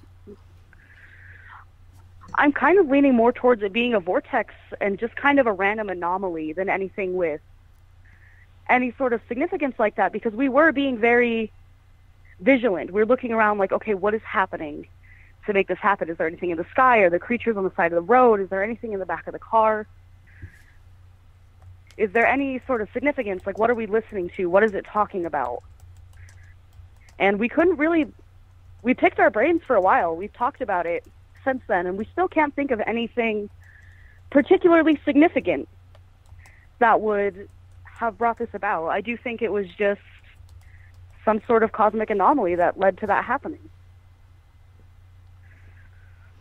Yeah, and we've had it happen a couple times, and, you know, we just chalk it up to, that was really weird. And there's really no way to record that or explain it. Like, you can record it in a journal if you do such a thing, but how do you prove that actually happened unless you're recording, you know, with your phone, doing Facebook Live or something like that? There's really no way to prove it, but I know it happens. Like, it's happened to me.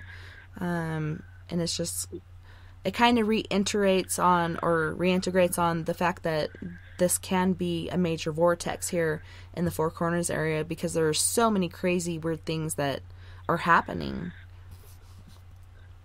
There really are. It kind of, I mean, things like that definitely fall into the category of high strangeness, where it's not really attached to any other phenomena and you don't know why it happened. But the Four Corners area kind of reminds me of what goes on in places like Point Pleasant, Virginia, during the whole Mothman thing. You know, there were other bursts of phenomena. There were record complaints of poltergeist activity and UFO sightings and things like that for 18 months to the day, and then it all just stopped. And the Four Corners kind of reminds me of phenomena like that, except there's really no cap to it. There's no end date. I think it's been going on for longer than I've been around, and it's going to keep going on. It is a very interesting area. Yeah, it's been going on forever. Growing up in Cortez, we would go on field trips, and one of those being Mesa Verde. And I remember hearing the story about my mom. We were in Arkansas at the time, but she had this conference in Denver, Colorado, and she visited Mount Evans because that's her maiden name. And they went up there and took pictures, came down through the Pocosa area, and went to Mesa Verde, and she went down into one of those kivas. And my mom was very gifted. She was able to not only see spirits, but she would intentionally, like, communicate with them. And I think she was dabbling a little bit in the white magic or Wiccan field. And she went into one of these kivas, and from what she said, she went down the ladder and turned around, and you know how they have like that little stone thing built in the middle? There were 3 medicine men around that, and they looked at her and they were really angry because she had interrupted what they were doing. And she came back up, and my dad saw her, and she was as white as a sheet and looked like she was sick. And he's like, "What's wrong? What's going on?" And she had told him the story. And then the whole time after that, she felt like every car on the road was after her. And she actually wrote a letter that day to her father telling him that when she was going to die, how she was going to die, and that she needed him to help her plan her funeral. And they actually got into a pretty big argument over that, and he was angry that she would write such things, but she's like, this is really going to happen. And so he caved and helped her plan the funeral. And but it was just weird. Like, when I went there for my field trip, I was afraid to go to these places and go down into these kivas, but I didn't experience anything. I didn't find anything. But there is so many different things that do happen here, and some people experience the same thing and some people experience different things. I remember probably 15 or so years ago, a UFO sighting outside of Cortez, Colorado, near Totten Lake, like a major green light, and tons of people saw it. Did you hear anything about that one? I think I might have heard of that, actually. I think I know some people who saw that, but I definitely did not witness it personally. Yeah, me neither, but I was really intrigued. I was like, holy crap. Like, I had never seen anything like, as far as aliens or UFOs in Cortez. There was all kinds of other different things like shadow people and stuff like that. But I never saw anything alien, and that was like a major sighting. Like, so many people saw it, and there's nothing to explain it other than UFO. Yeah, God, just such interesting things happen here on such a mass scale. Yeah, it does, and there's so many different variations, and we'll get into more of that this next hour. Like, I've heard stories of, I have more stories about skinwalkers that my friends would tell me, UFOs, even little dinosaurs and stuff like that. But on that note, we have to go on our second break, and you guys don't go anywhere. We'll be right back. Heading to Vancouver and looking for some great nightlife? The Moose Vancouver is the place to be. Catch a game on one of the big screens, or just come rock out to your favorite 80s and 90s hair bands. Great food starting at $6.95. The Moose Vancouver is open until 2 a.m. nightly. It's easy to find near the corner of Nelson and Granville. The Moose Vancouver is the official rocking bar of Spaced Out Radio. Find your escape where time has no limits. It's about living today and cherishing the heritage of yesterday. A spirit of adventure for what is new, with the nostalgia of the past. Your timepiece is a reflection of who you are. Life surrounded by beauty from the world around us to the soul within. EscapeWatches.com. There is no time like the present to enjoy your escape. Use promo code SMF2017 for your 20% discount today. Coming September 28th to the 30th, it's our first annual Caribou Paracon, put on by Spaced Out Radio and the Canadian Society of Questers. 3 days of paranormal, supernatural, and spiritual knowledge in the beautiful 108 Mile Ranch, British Columbia. Tickets are $150 Canadian for the event, being held at the Spruce Hills Resort and Spa. Come watch our featured speaker, Grant Cameron, along with Lorian Fenton, David Weatherly, Ross Allison, and more. The Caribou Paracon, celebrating everything paranormal. Are you tired of being blocked, shadow banned, or placed in jail for simply posting your thoughts on social media? Social Media Freedom can take care of that for you. Social Media Freedom is the newest and one of the best free new apps that allows you the freedom to post what you want, when you want. It takes seconds to download from your app store. Come join the tribe at Social Media Freedom. It's time to set yourself free.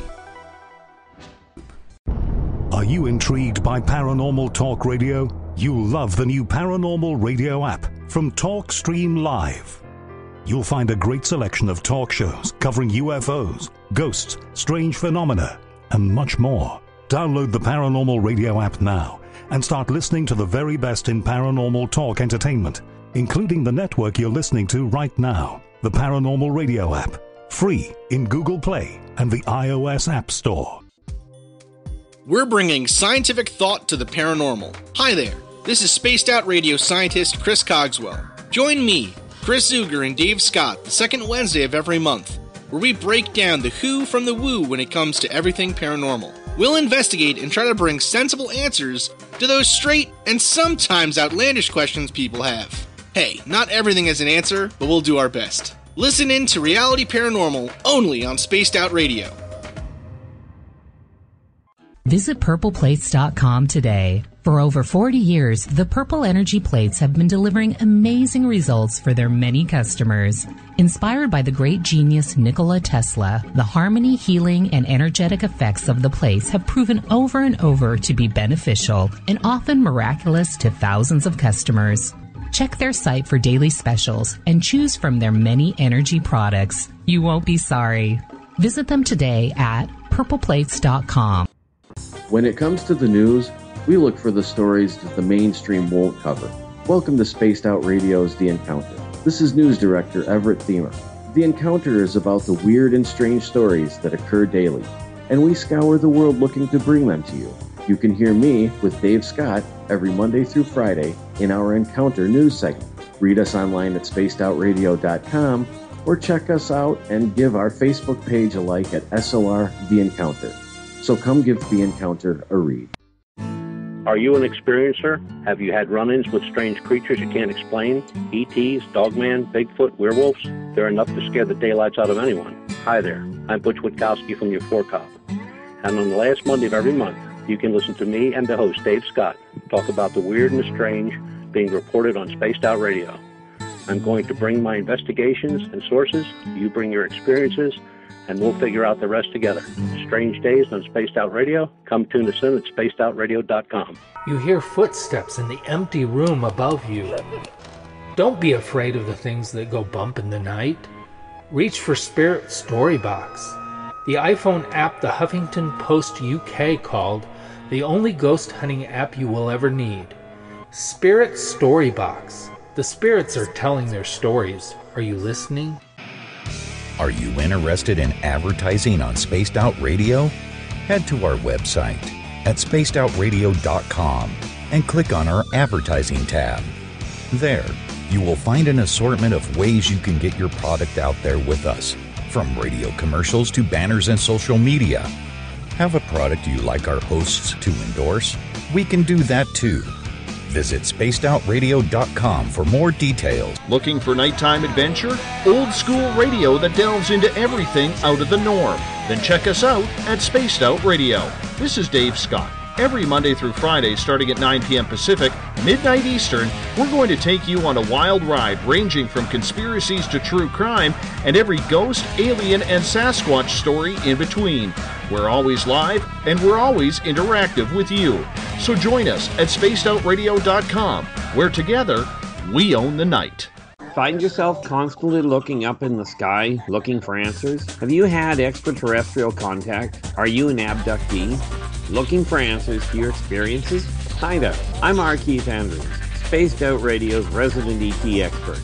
Join me live the first Friday of every month, where I take questions from the Spaced Out Radio chat room and help you understand those from the far-off world. It's 2 hours of knowledge every experiencer should listen to. Hope to see you there. Tonight's show and topic of discussion do not necessarily reflect the opinion of Spaced Out Radio, SOR Media, or its hosts. Listener discretion is advised. It's hour number 3 of Spaced Out Sunday with host Tessa N Thomas. Follow Tessa on Twitter at TessaTNT. Our website is spacedoutradio.com. Now back to the Rocky Mountains. Here's Tessa.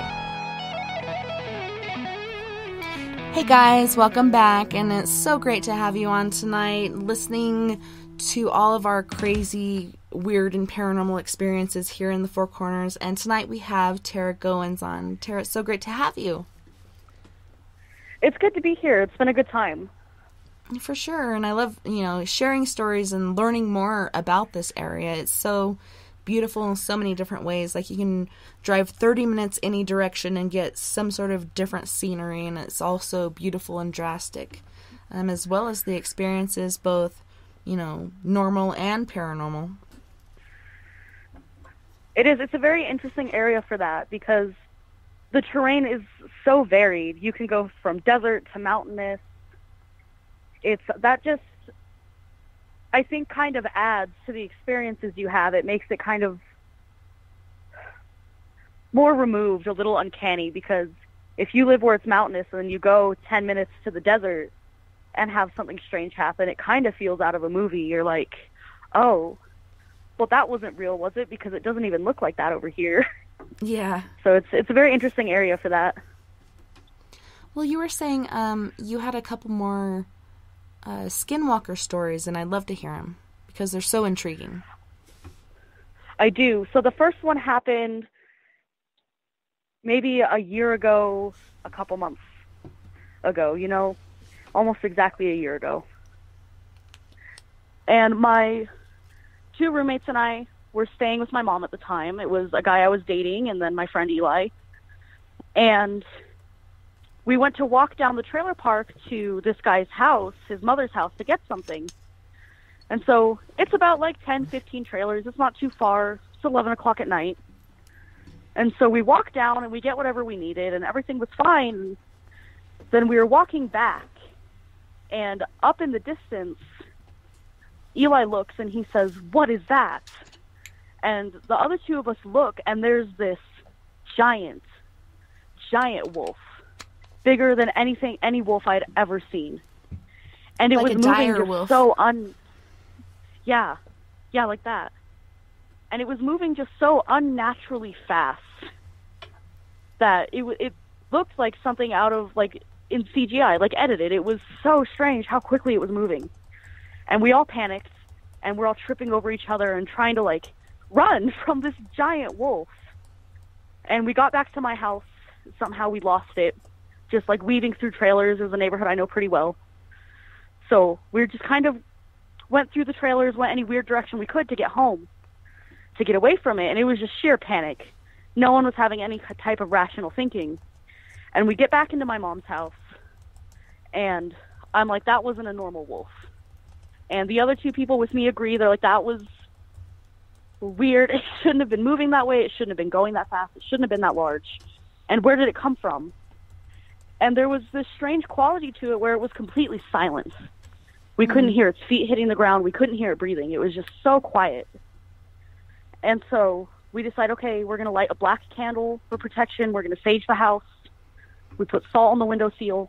And then 2 of us were smokers, the boy I was dating at the time and I. So we go outside to smoke. And about 10 feet away from the porch that we were on, there's very intentional whistling. And we don't see anybody. So we were very jarred by that. We were frightened. And we went inside, and I was remembering some things that a Navajo friend of mine had told me about whistling at night, drawing spirits to you and bringing things into your presence.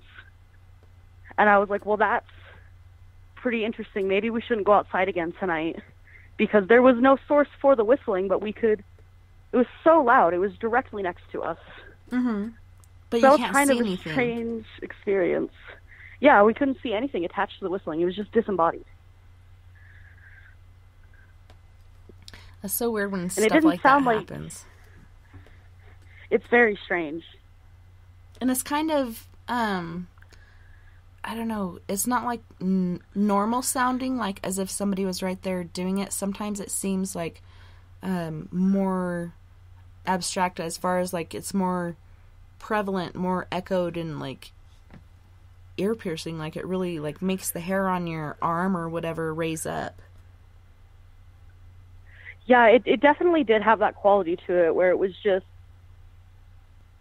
so clear and so real, and it didn't echo in any way. And it's in Animus Valley is where this happened, so there's a lot of echo to everything. Mm-hmm. But that whistle didn't echo. So that was it just had a very strange quality to it that just felt kind of unreal. As I was thinking about skinwalkers and, experiences that I've had here, somebody had brought up Gallup, and I think I was 21 or 22 years old, and my cousin, now she's my cousin's sister, and I was adopted this last year, so she's my sister, but I was driving her down to Phoenix, and I was driving a 78 Toyota Corolla. It didn't have a stereo in it that would pick up any stations, so we brought this boom box and we're playing music on it and stuff, and we had the windows cracked because we didn't have any AC, and all of a sudden we hear something right beside the car, like screaming bloody murder, just screaming at the top of his lungs, like something needed help. But the weird thing about it wasn't like you hear this sound and you pass it and you should turn around and go help somebody. It stayed right beside the car for at least 30 miles. And we rolled up the window, we turned off the music and everything, and I'm driving as fast as this little rice burner would go, 78 Toyota Corolla. I think 110 is the most I got it to do, which is pretty impressive for that model. But it just made us jump out of our skin, basically. And it was like, it was just so crazy and weird and out of proportion for what reality is. Like, what the hell is this? And that was my very, very first experience with skinwalkers. I had heard stories from my Navajo friends and even Utes that had experienced different things.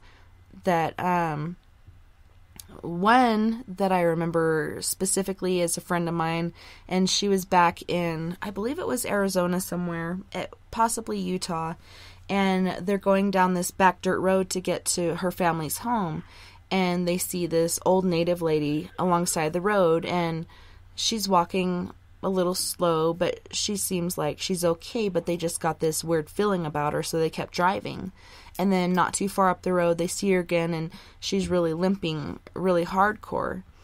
And they're like, okay, that's the same lady. How did she get up here? And then they see her again, and she's basically like dragging her right foot and walking along the side of the highway on the wrong side of the road. And then they get to a point where she's right in the middle of the road, and they stop and slam it into reverse and go back the other direction and stay somewhere else for the night, and then try to go to their family's home the very next day. But to me, that was the most like creepy, freaky experience like anyone could have that I had heard. I was just, it still blows my mind today.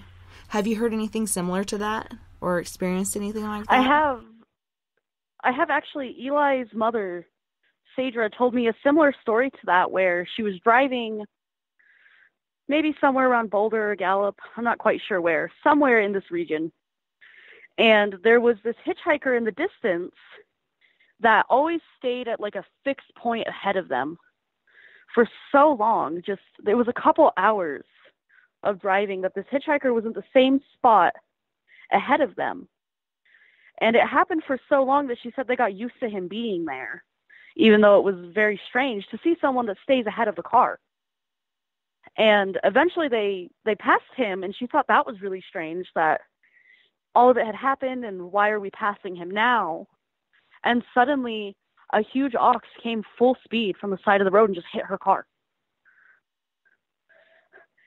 And she was shaken up, and they didn't stop, they didn't pull over, they just kept driving. They got out of there as quickly as they could.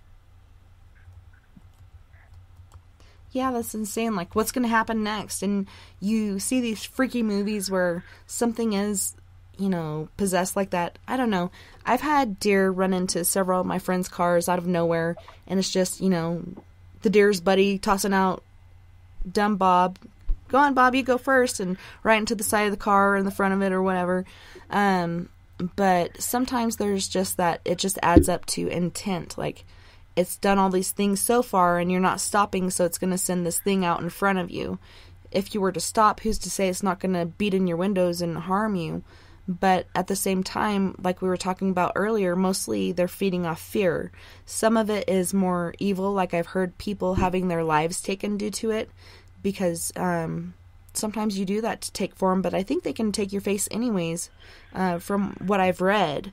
But I can't prove anything, and I don't have anybody on that can, tell us what exactly is going on with that. I don't think I'll ever find anybody that would give up that information. I think that's basically impossible. Well, I think even someone who knows their tribe's tradition of it, I think it does shift from tribe to tribe. I've definitely heard different types of skinwalker stories from Navajo people than I've heard from Ute people. So I think the tradition does kind of shift, like all forms of, magic or religion. It shifts from area to area and from group to group. Even something as household variety as like Christianity will be different from church to church and group to group. So I don't think there really is any one straight answer for all of it. Yeah, and there are differences. Like, from what I've read and heard, it originates with the Navajos, which are actually Dene. Navajo was the name given to the U.S. government by the Utes, and it basically means little thief, Navajo. So it's basically an insult to their tribe, and that's not their true name. They're the Dene, but that's where the Skinwalker supposedly originates from. But I think there are also Ute Skinwalkers, because another story I heard was from, well, I was raised, once I got into my aunt and uncle's home, LDS, and baptized into the church, and we had a couple missionaries over, and one night they showed up, and missionaries have always come to our house after hours, even though they're supposed to be home at a certain time. But these guys were really freaked out, and they had to tell us what happened to them because nobody else was going to believe them. And supposedly they were up near the Ute Mountain, and they were trying to, spread the word and knocking on different doors, and they went up this certain road, and it was taking them up the Sleeping Ute Mountain. And it was getting darker and darker as they proceeded, and there was no way really they could turn around. And at one point, a bunch of dog-like creatures came out and started attacking the van and punching it and everything, and they finally came to a point where they could turn around, and they hauled ass back home and came to our house, and we went out and looked, and there's actually, you could see like finger indentions from the knuckles punching the side of the car or the van, and the claws like digging into the side, and just different damage that was done to the vehicle. That was the most insane story that I had heard as far as an attack. I don't know. It's like they were intruding on that property. They shouldn't have been there.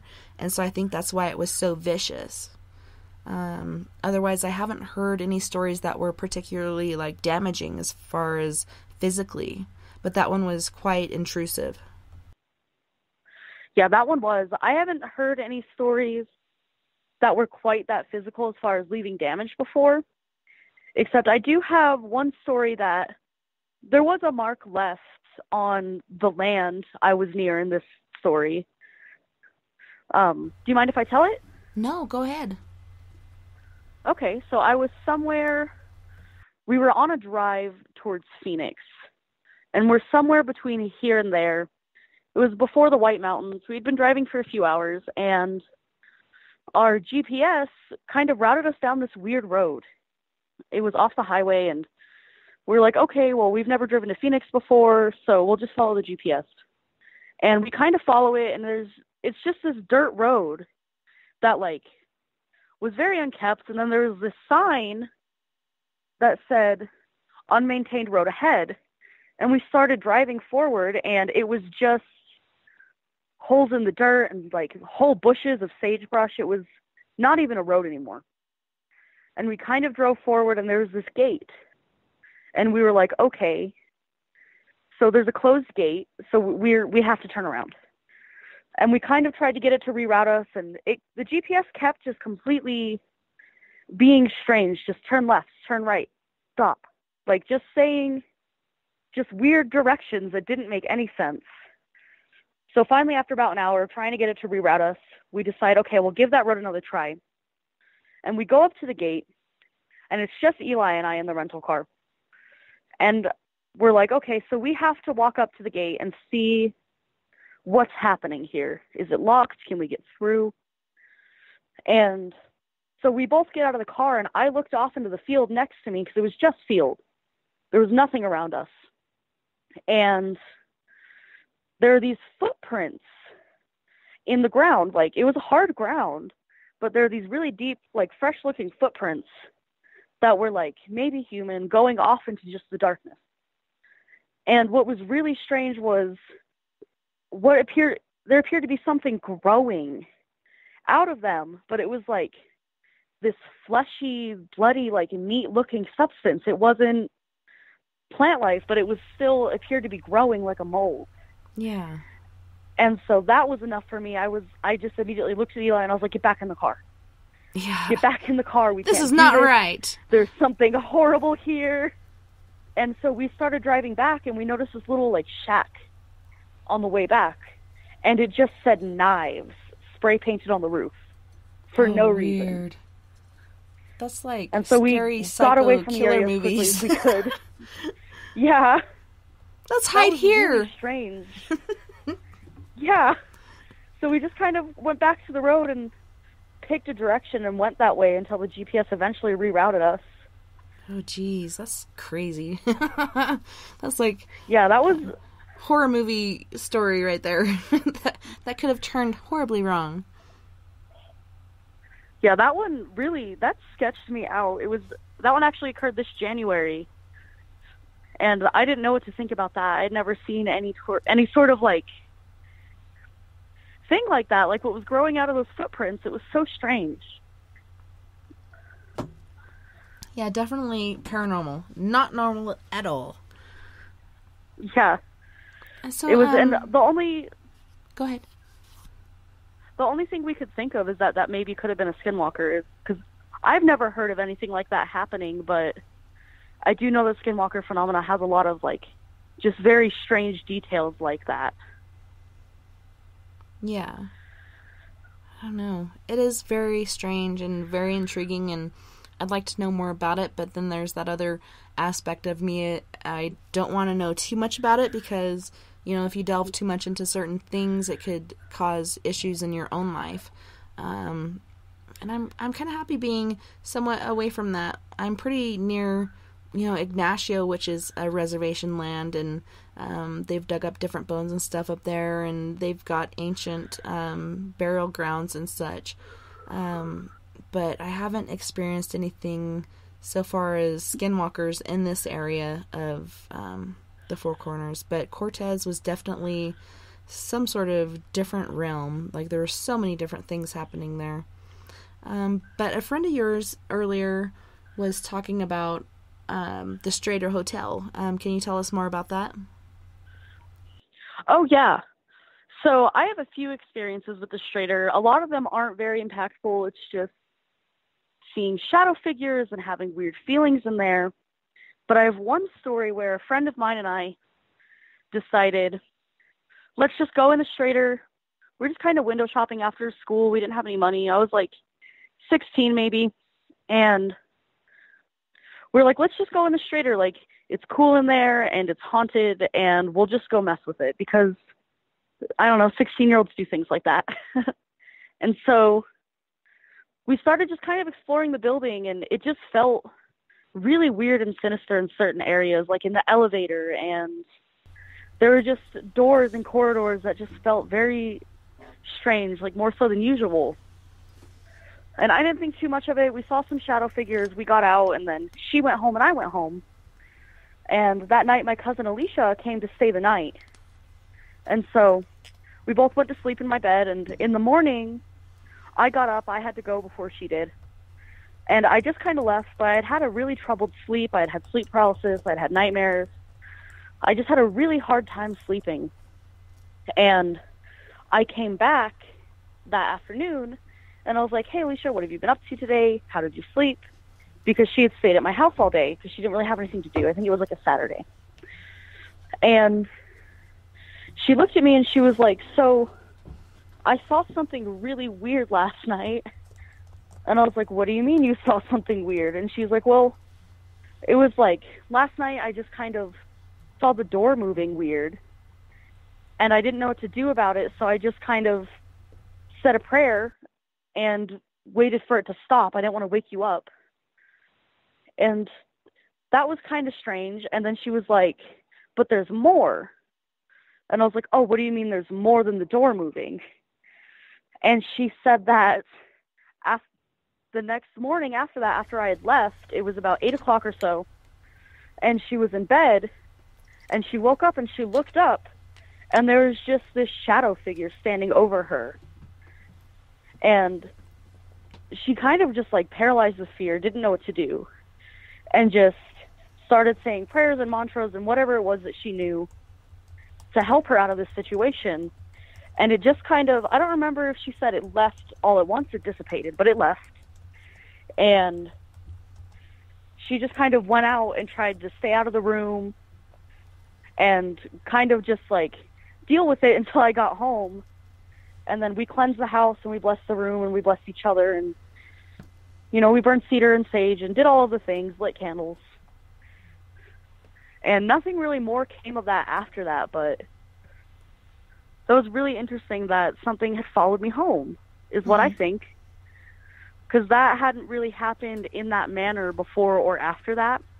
There was phenomena in that house, but different than that. Yeah, and shadow people can be scary. Like, some of them, like I said before, are just, people like you and me on the other side trying to form from whatever energy or matter they can gather. But other are, like, so solid, and they just have this whole different energy around them and different intent. And Crow in the chat room was saying that he's dealt with shadow people and is flipping nuts, which is true. My first experience with them was when I was about 13 years old, and I really started running. Like, everywhere I went, I was running. And it was nice, but once I'd get back to my street, I'd just kind of cool down and walk until I got home, and I'd hear my name being called. Not really loud, but you can hear a voice calling your name. And I'd turn and look, and I'd see, like, a shadow of somebody behind me. And then the next time I'd look after I heard my name, they were on the other side of the road, and here and there and everywhere. And so you'd kind of pick up the pace and keep walking faster and faster. And so that was kind of freaky. Like, I had a break between the age of 8 until the age of 13. I didn't have any paranormal experiences there, but I would stay up at night looking for it because I was so used to it. And so I think that's where my insomnia comes from, the not going to bed until 3 or 4 in the morning. And with this after party stuff with this show, it's more like 6 or 6:30 in the morning, which I don't mind, but I really enjoy it. But it's stuff like that. And like you were saying earlier, you had that issue as well, dealing with these paranormal things. It kind of keeps you awake. It's not just your mind being overactive, it's just that expecting something weird and paranormal to happen. Yeah, it does make you be more of a night owl eventually. And I think at first it stems from a fear of things happening, but later it becomes an expectation, and then it's just the pattern in which you live your life. Mm-hmm. I actually have a quick one about an entity in my mom's house when I was a teenager trying to help me sleep. It was a night, just some random night, and I was up, and I just had all this anxiety and all this fear. And I didn't know why. It was just happening. I was just afraid. And I was in bed, and I was trying to sleep, and I couldn't. And then what sounded like this woman humming just started. And it was clear, and it was in my room, and it was just a woman humming. Like she was trying to help me fall asleep, like trying to comfort me is how it felt. It just sounded and felt very maternal. And I wanted to be comforted by it, but it did freak me out. I was like, okay, you have to stop that. You're not helping. And I woke up my mom, and I told her what happened, and she was like, oh, well, it's probably your Aunt Cecilia or one of your grandmas. And nothing else really came of that, but I thought it was interesting that whatever may have been around took an interest in the fact that I couldn't sleep. Yeah, and it can be comforting in a certain extent, but at the same time is something that's not normal. And like I was saying before, as kids, like, the world is a scary, crazy place anyways, and then you add this different element, and it just, like, really blows your mind, and it's harder for you to wrap your mind around it, and you do have that overactivity of the mind, especially at night when you're going to bed. And even if you voice it to people, like my grandparents, my aunt, other people, it's just your imagination, just go to bed. No, it's not. Like, I'm actually seeing these things, and it's kind of insulting when they do that, but at the same time, I understand where they're coming from, you know. Just go to sleep already. Like, I've been dealing with you all day. But it is, and I think, like you're saying, you know, it starts at this early age, and then it becomes just some sort of habit that you retain. It just becomes normal to you. Yeah, I really think it does. I think one of the most shocking revelations in experiencing paranormal things was that not everyone did. Because as a child, I was an experiencer from an early age, with that out-of-body experience being my first memory, and everyone around me was also very early experiencers. It was a fact of life, I feel like. So finding out that there were people who were going to dismiss it and who wouldn't believe it was really strange for me, because I was like, no, it happened. Why don't you know how to fix it? Like when I'd stay at friends' houses as a kid, I'd be confused when all of the lights would turn on and off, and they'd go, oh, we don't talk about that. Yeah. And I'd be like, well, why don't you know what to do? My mom knows what to do. My aunt knows what to do. I'm too young to know what to do. You need to fix this. Yeah, and when, like Crow is saying, oh, I hated that when I was a kid. It's just your imagination, and it took me years to open up again, because it does make you feel like you're wrong, because you are a kid, and you do look up to these adults that are trying to guide you through your life, and it kind of gives you this feeling that maybe you are imagining it, but I just knew, and it did anger me. I'm like, I know what I saw, and it's not my imagination. Like, I would draw and do other things that were from that side of the brain, but this was actually happening, and there's so many things that, and I covered a lot of it last night in our show with my big sister Kathy, but we experienced so many paranormal things. Like, it was just our realm of reality, but for my aunt and for other people, like, they didn't experience that, or they didn't believe in that, and even had they just kind of try to close it down. But I couldn't, because I knew it was there, I knew it was real, and I could not deny it. It would have been easier maybe, but I couldn't. I definitely had that feeling too, that no matter what people told me, I couldn't deny the experiences that were happening, because it was so shocking and so frequent and so real and tangible. And it really does, like, mold who you are, like all your experiences you have in the real world or the paranormal world.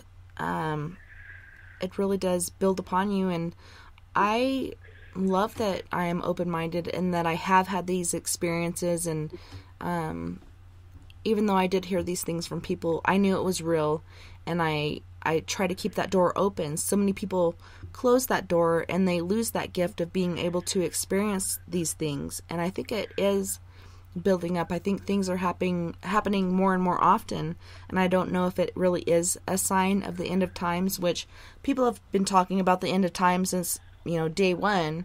And another fact is they've been talking about how disrespectful kids are these days. It's just something that repeats itself, but there are so many signs as far as weather and different crazy tragedies and all these paranormal happenings happening. I think perhaps maybe there is some sort of apocalypse going to happen sometime in the near future. I'm not talking 5 or 10 years, but within our lifetimes, I believe that we're going to see something truly tragic and horrible. I think what we're looking at, from just the things I've read and the things I've looked at, is we're looking at a period of a great shift into a different mode of consciousness. And whether that means that we're going to leave our physical realm and be doing something else, or we're just going to expand here, I don't know. But I think everything's pointing towards great change in one direction or another. It could be looked at or called an apocalypse, but I feel like it's more just an area of difference, something uncharted, something we don't understand yet, where we're moving more away from how we are as a society, where we're very materialistic and we're very into logic and tangible goods and tangible evidence. And we're going to be moving more into the intuitive sides of reality and looking at things more energetically and with this kind of eye of what is possible, not what is quantifiable, but what is possible. Yeah, and I don't know. I believe anything is possible, and like I said before, I'm not going to buy anything that somebody lays before me. I'm going to study it and look at what I can. Like, we got Google. It tells you everything, basically, but you can't believe everything you read. But, I mean, there's so much stuff happening, and so many people experiencing things. Like, we have our paranormal team, and we can't go out and just have fun investigating some haunted area.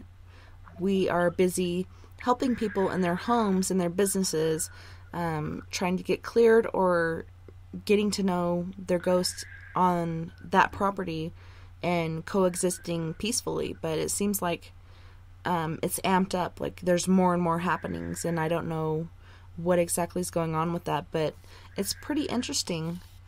But there's still a lot of people out there that don't believe that there's anything after life. And I can even just look at my kids and know there's something more out there than what we know here today. Like, especially my youngest one, she's had a past life and she's told me different things, and it just really blows my mind. I'm like, I don't remember that, but I do believe you, because I don't want to shut that door or that window on her. I want to accept her and let her know that she's okay and she's not crazy, and these things are real for her. May not be for me, but we all have our own experience and our own path, and it's just interesting, the different things that we do experience. And I wish people would call in with their stories, but I have tons, and I know you have more. What else were we going to cover this evening? I could talk about looking at the younger generation too, since you're talking about your daughters. My younger brother had some pretty interesting experiences that I was a big part of.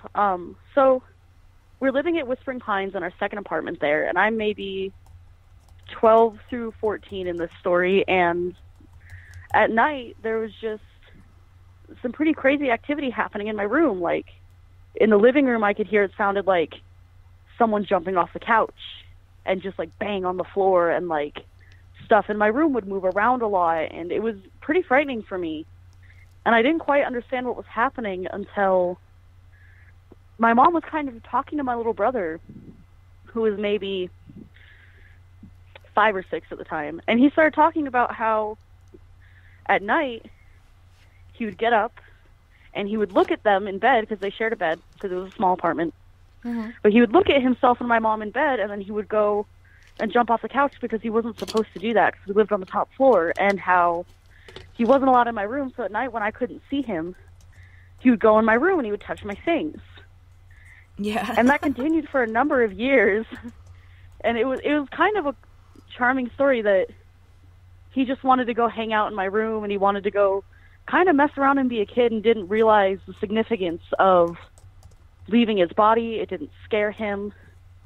And so we kind of just left it there, and we were like, okay, well, we're not going to talk about it. We're not going to influence him at all. And when he's older, we'll ask him if he remembers. And just recently he turned 16, or is about to turn 16 in January, so I decided to bring it up to him. And I was like, hey, do you remember going in my room when you were a kid? And he was like, at night? And I was like, yeah. And he was like, yeah, I guess I never really think about that, but I did used to do that. Why didn't you ever kick me out? You just keep sleeping, or you just go in the living room. And I was like, oh, well, because I couldn't see you, Jesse. And we kind of talked for a while about it, and he told me what he remembered, and I told him how I remembered it. And that was kind of a very interesting instance that from an early age, we were both astral projectors. And it's so weird, because you really don't have the knowledge of that, or the knowledge of how to do that. You just naturally have that gift to be able to do it. Anytime I've experienced it, it's been very uncomfortable for me. And I've thought about doing different things to get a better grasp on it. But at the same time, I'm just afraid of losing control of myself. Like, leaving my body. I've heard there's a chain.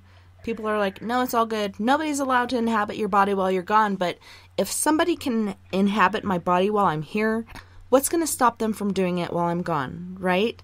Like, it's an actual fear that you can't deny. Like, it's happened while I'm here. How is it not going to happen while I'm gone? Because there's so many things that have been after me since I was a little kid. I just don't feel comfortable with leaving my body. I feel like I have to stay and protect it. And so maybe astral is just not for me, it's for other people, or out-of-body experiences. And somebody was talking about where you can remote view, which is totally different. I haven't been able to do that at all, or even tried to. I've seen things happening before they do, but I haven't seen things that are happening at the time they're happening. I've never had any remote viewing experiences, but I have had friends tell me some pretty interesting stories about remote viewing. Okay, well, can you share that with us? That's an interesting topic. Yeah, so a friend of mine just a few months ago was telling me about how he was on a car ride, and to be clear, he was pretty stoned. He had smoked weed. So that could have affected this. I do think it alters your state of consciousness. I think it makes you maybe more perceptive to things, but I don't know. That's a whole area, whether or not it's credible, because he had smoked weed that day. But just for transparency's sake, he had done that. Well, and he was on this you've car heard ride. things about how it can open your mind more. Like, people have talked about different things, doing that as far as it expanding the mind. I don't know. So maybe it could have piqued his mind in order to envelop that or explore that. I do think it definitely, substances like marijuana or mushrooms or psychedelics do help you be more in touch with the intuitive. I definitely do believe that myself. I know a lot of people will discredit experiences that happen on these drugs, though. But he was in this car ride, and he said he was looking out the window, and then he could just see this forest. And he was just kind of, looking around and traveling through this forest, up above, just as a disembodied experiencer, just kind of watching it. And then he saw this clearing where these people were just gathered doing, he doesn't really know what, just kind of gathering in this field, in this forest. And it looked like maybe some kind of spiritual gathering or something. And he was just kind of watching everything until eventually he just slowly came back to his body and just kind of finished out the car ride and was like, well, that was interesting. And then kind of came home and just told all of us about it later. So what exactly did he experience? He just had, some sort of mind-blowing experience, or was he able to communicate to you what exactly he did experience? He really just told me that kind of synopsis of, I was watching this forest, I was over it, I was just kind of, he said he still understood himself and who he was, because I know in a lot of these experiences people talk about how they don't remember their human self and they're just kind of a consciousness. That's how my first experience was early on, is I didn't know anything of that I was the baby on the table, or that was my grandmother, or that was my mother. I was just watching.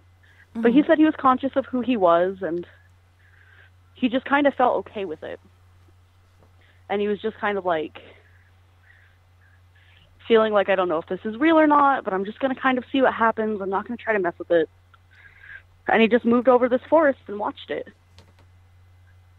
That's cool. That's a nice experience. Yeah, I thought that was a pretty cool one. And you said you had a couple more? Or? I do have a couple more stories. Nothing really more of that vein of out-of-body experiences or anything like that. I do definitely have more stories. A lot of things have happened over the years. Heck yeah, let us know. I don't know. What kind of thing are you looking for? Yeah, what kind of thing are you looking for? Are there any questions in the chat? I haven't seen any in a while. They're just going back and forth and being little dirty birds. But no, anything weird, paranormal, in between that you can share with us, I'd love to hear it. 'Tis the season to be spooky. Halloween's coming up, and I just want to hear your experiences and what you've gone through as far as your stories. Okay, here's a kind of really weird one that kind of really scared me. So this isn't about I think 2016, I'm in the car with my friend Teresa, and we're somewhere in the Midwest. It's the middle of the night. I'm not sure where we are. We were on our way to Standing Rock during the whole protest of the North Dakota Access Pipeline. We went up there and helped with that for a week or so. And we're on our way to it. And the GPS kind of routed us onto this weird dirt road, which happened to me again later with that Skinwalker experience. So that made me nervous off the bat in that story. But it kind of routed us onto this road, and it just felt really weird. And she's a very spiritual person. She's very intuitive. So we were on the same page with talking about how the energy felt. And we kind of went up the road a little bit, maybe 10 feet or so. And at the top, there was this, like, building. It looked very official. It looked like a government base of some kind. It's just out there in the middle of the Midwest somewhere. And we were like, this seems wrong. It feels weird. It feels scary. That's weird. So we turned around and we got back on the highway. And we started driving, and there was this big thing on the side of the road that started to go towards the road that was like a long, skinny bear. It was just so weird. It just was at weird angles, and it was standing on 2 feet, and it just had a lot of red in the mouth, but it popped even in the dark. I don't know if it was its gums or what. And its eyes were just very, very white and just so noticeable. And so we both, it was so scary. So we both immediately freak out. She put her foot on the gas pedal and just gunned it as fast as her Subaru could go. And I just got down on the floor because I didn't want to see it. And I just covered my ears and covered my eyes and just sat down there until we were past it. And then we were both talking about it for a while. And the radio was on, but there were no stations it was picking up. So it was just that kind of buzz when the radio's on, but nothing's playing. And we were talking about it, and we started talking about some other scary experiences we had with ghosts and aliens and whatnot, and she told me some stories. And then suddenly the radio just pops to life.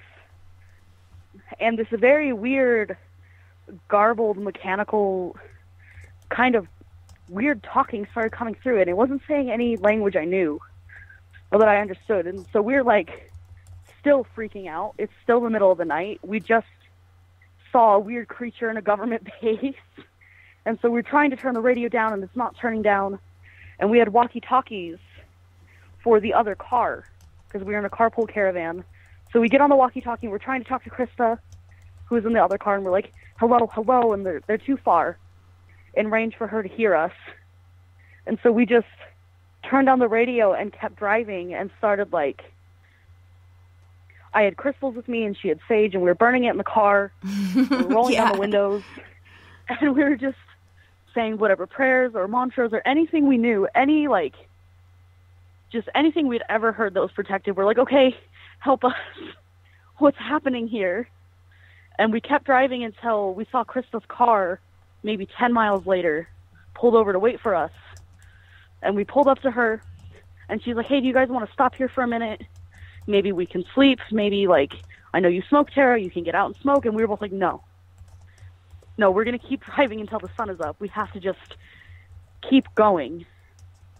And so we did, and we all just kept driving. And we hadn't really explained to anyone in the other car what had happened yet. Because we didn't want to stop. We didn't want to be in the area. Mm-hmm. We were like, wherever we are, we just need to get out. Whenever we get to whatever the next state is, we'll figure out where we are, and we'll go to a gas station, whatever. And so we started seeing just these weird lights in the sky. And at first I was like, oh, great. So some aliens are here to mess with us, and I'm not about that. Yeah. And I was looking at it,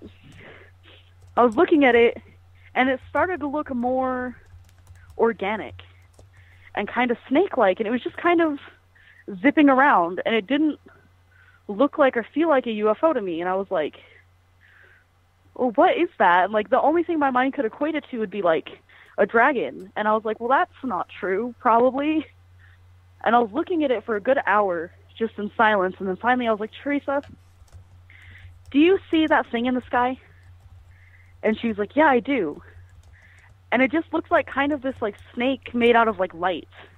It was just kind of moving around, and it moved very much kind of like a caterpillar, I guess. And it was just so weird. We kind of talked about it for a while and what we thought it could be. And eventually the sun started to come up and we couldn't see the thing anymore, and nothing else really happened from there. But it was a really strange experience. I still don't quite know what to make of all of that. Aw, Trip is in the chat room, and we were talking to your mom about listening to the show and getting hooked, and I was actually sharing my page when I found Spaced Out Radio, and I was like, Spaced Out Radio, like, I can totally relate because I'm spaced out. And so I got in there into the chat room, and Trip and Kat were like, oh, you're totally going to be hooked, like, after the show, blah, blah, blah. And I was like, I never listened to podcasts or any shows like that, but I was, like, from day one, I was there every day after that, and started helping with the YouTube and all this other stuff. And now, like Trip said, now I'm behind the mic, and he said he's so proud of me, and thank you, Trip, I love you for that, because I almost didn't do it because I do have that social anxiety, and I'm an introvert, and it just really felt foreign to me, but I really love this place that we call Spaced Out Radio, or I like to refer to as the SOR Asylum. But it's like another branch of yourself, like another family, and I really love these guys, and I hope you guys come back because I'd love to have you back on the show again and hear more of what you've experienced. That being said, we have 7 minutes left. What are some highlights that we haven't talked about yet that you want to share about this beautiful part of the world that we live in? I think if you go out towards the Four Corners Monument at night, you'll see some weird things. Is like one thing I'd emphasize for someone visiting the area is if you go out there and you're just in the desert at night and you drive around, you know, you'll see people on the side of the road who aren't really there, or lights in the sky, or just strange animals. There's a lot of things that happen towards the Four Corners itself that I think you could get a lot from. I think there are a lot of lessons in these strange things that happen, and they are here very much to teach us, as much as sometimes it can be pretty random and pretty weird and kind of frightening. I think you can learn a lot from this intuitive side of the world and from paranormal experiencing and unearthly contact and all of these things. And I think that if that's something you're interested in learning more about and experiencing firsthand, this area is a very good area to come to. We have a lot of sites that are so energetically interesting, like Arches National Park just has some very distinct feelings to it. And I think if you come out here and you just explore enough, or if you live out here and you just take the time to be outside at night and to be open to it, you can experience a lot of really wonderful, comforting things. And sometimes you'll get really scared, but you'll probably make it out okay. Yeah, I've experienced a lot about this area, and I'm still here. And I do want to know more, and that's why I'm doing what I'm doing with the paranormal investigation and helping people out there, because a lot of people don't understand what's going on, and a lot of times it's just a spirit that needs to be heard. Nobody wants to be forgotten, and we're all going to be ghosts someday, so, you know, have that respect for that other realm. You know, I hate when people go out there and poke and prod and antagonize spirits. You know, you should have the utmost respect for that individual, because they were once people too. There are things out there that were never human. I do agree with that, but still, for the best outcome, have that respect, and, you know, and you hopefully get that in return. But, I mean, I think that's the best way to go about it. When you guys go out and investigate, do you antagonize or provoke a spirit, or do you have that respect level for them, knowing that they are, you know, like beings? Because I've had just so many experiences with just seeing things and feeling things from such a young age, I've always looked at it as dead people are really just that. They're just dead people. And that's all there really is to it in my mind is, okay, so there are going to be kind people, there are going to be unkind people, and you kind of just have to approach it with that respect and with that expectation of you're going to treat me the way I treat you. And just, I approach it being as open as I can be and as respectful as I can be, but also be sure to like keep my boundaries and keep myself protected is, I think, a pretty important part of it. But I don't think that there's a whole lot that's out there to get you as much as we do have these scary stories. I have a lot of stories of like my grandfather coming to me after he died and just less frightening things like that. And I think it's easier to focus on the Skinwalker stories and these encounters that are more frightening because it just does elicit more of an emotional response, but that isn't all there is to these things. And I think as long as you approach it with respect and protect yourself, you'll be fine. Yeah, and I find a lot of comfort in the fact that I know that there is something out there after life than just being buried in a hole 6 feet or more under and being consumed by the elements and the worms and bugs and all this other fun stuff. Like, there's something more. You're not just trapped in there. You can go for an astral hop. You can go look over your family. You can go do so many things because we do have that free agency as individuals. And, I think due to our beliefs, a lot of these spirits are trapped in, and that's just because of their belief system, what they believe in. And we've been able to help people like that on the other side. But Trip is asking in the chat room, Tara, have you thought about writing a book? I actually have. I'm working on a very early draft of a book about experiences that I've had and my friends have had in the Four Corners area. I kind of was thinking about plugging that here, but it's so early in being written that there's no point. I'm not even close to being done with the first draft. But thanks for asking that. I'm glad you think I could. Yes, we believe in you, and you do have so many stories and so many experiences, and you are so well-versed and such a knowledgeable and smart woman. I know you have so many great things within you, and I implore you to do that. Like, just because this is first draft, just keep hacking it out, and, maybe it'll be 7th draft before you feel okay with putting it out there, because you might have that obsessive control tendency, and it just has to be perfect. But I know everybody here has loved hearing your stories, and I know so many more people would buy that book because there are so many people out there that have experienced and want to hear other stories to get that acknowledgement and know that they're not going crazy and that they are experiencing this. And it was so awesome having you on here, and we're actually heading out. So Terra Goens, can you tell our listeners how to contact you or how to find you with any questions?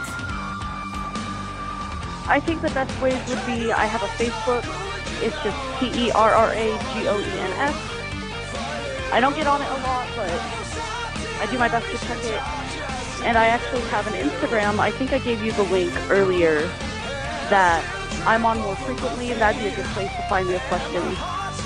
And thank you guys for having me on. I've had a really good time, and hopefully I'll talk to you again. Yeah, I hope to have you on again because I know with my show last night with my sister, we did not even cover half the spectrum of what we've experienced, and I know you probably have so many more stories out there, and you'll think about it, and you'll be like, oh yeah, I should have said this or this or that or that. So I totally love to have you back, and anybody else you want to pull in with you. And I love that we were able to talk about our area and things going on here, and I really appreciate you being here and reaching out to me to be on the show because I had an awesome time. I've had a really good time too, and yeah, definitely. Maybe I can get back on with a few of my cousins one of these times, and we can finish up the other parts of that Sundance story that I wasn't here for. I think that'd be interesting. That'd be so cool. Thank you so much again for being on tonight. It was so wonderful having you on this evening. Thank you for having me. Good night, Tara. And we are doing the after party if you want to hang on. And thank you so much to everyone in Spaced Out Radio, Facebook, Spreaker, Twitter, Paranormal Radio, TalkStream Live, Deep Talk Radio, and wherever else in the universe you are listening tonight. had a wonderful time this evening, and it was my pleasure, literally and figuratively, and I can't wait to do it again next weekend on spacedoutradio.com. Until next time, nighty-night, love and light to all my space phases out there, and don't forget, we are all in this together. Together, we can make the world better, and together, my friends, we own the night. You guys have a wonderful week, and I'll see you back here next weekend. And if you're a night owl like me, make sure you call in for the after party. We do Skype video, and you can even call from your cell phone, 970-335-9596. Hang out with us, and if you don't, I'll see you next weekend. Take care of yourselves. Night-night, love and light.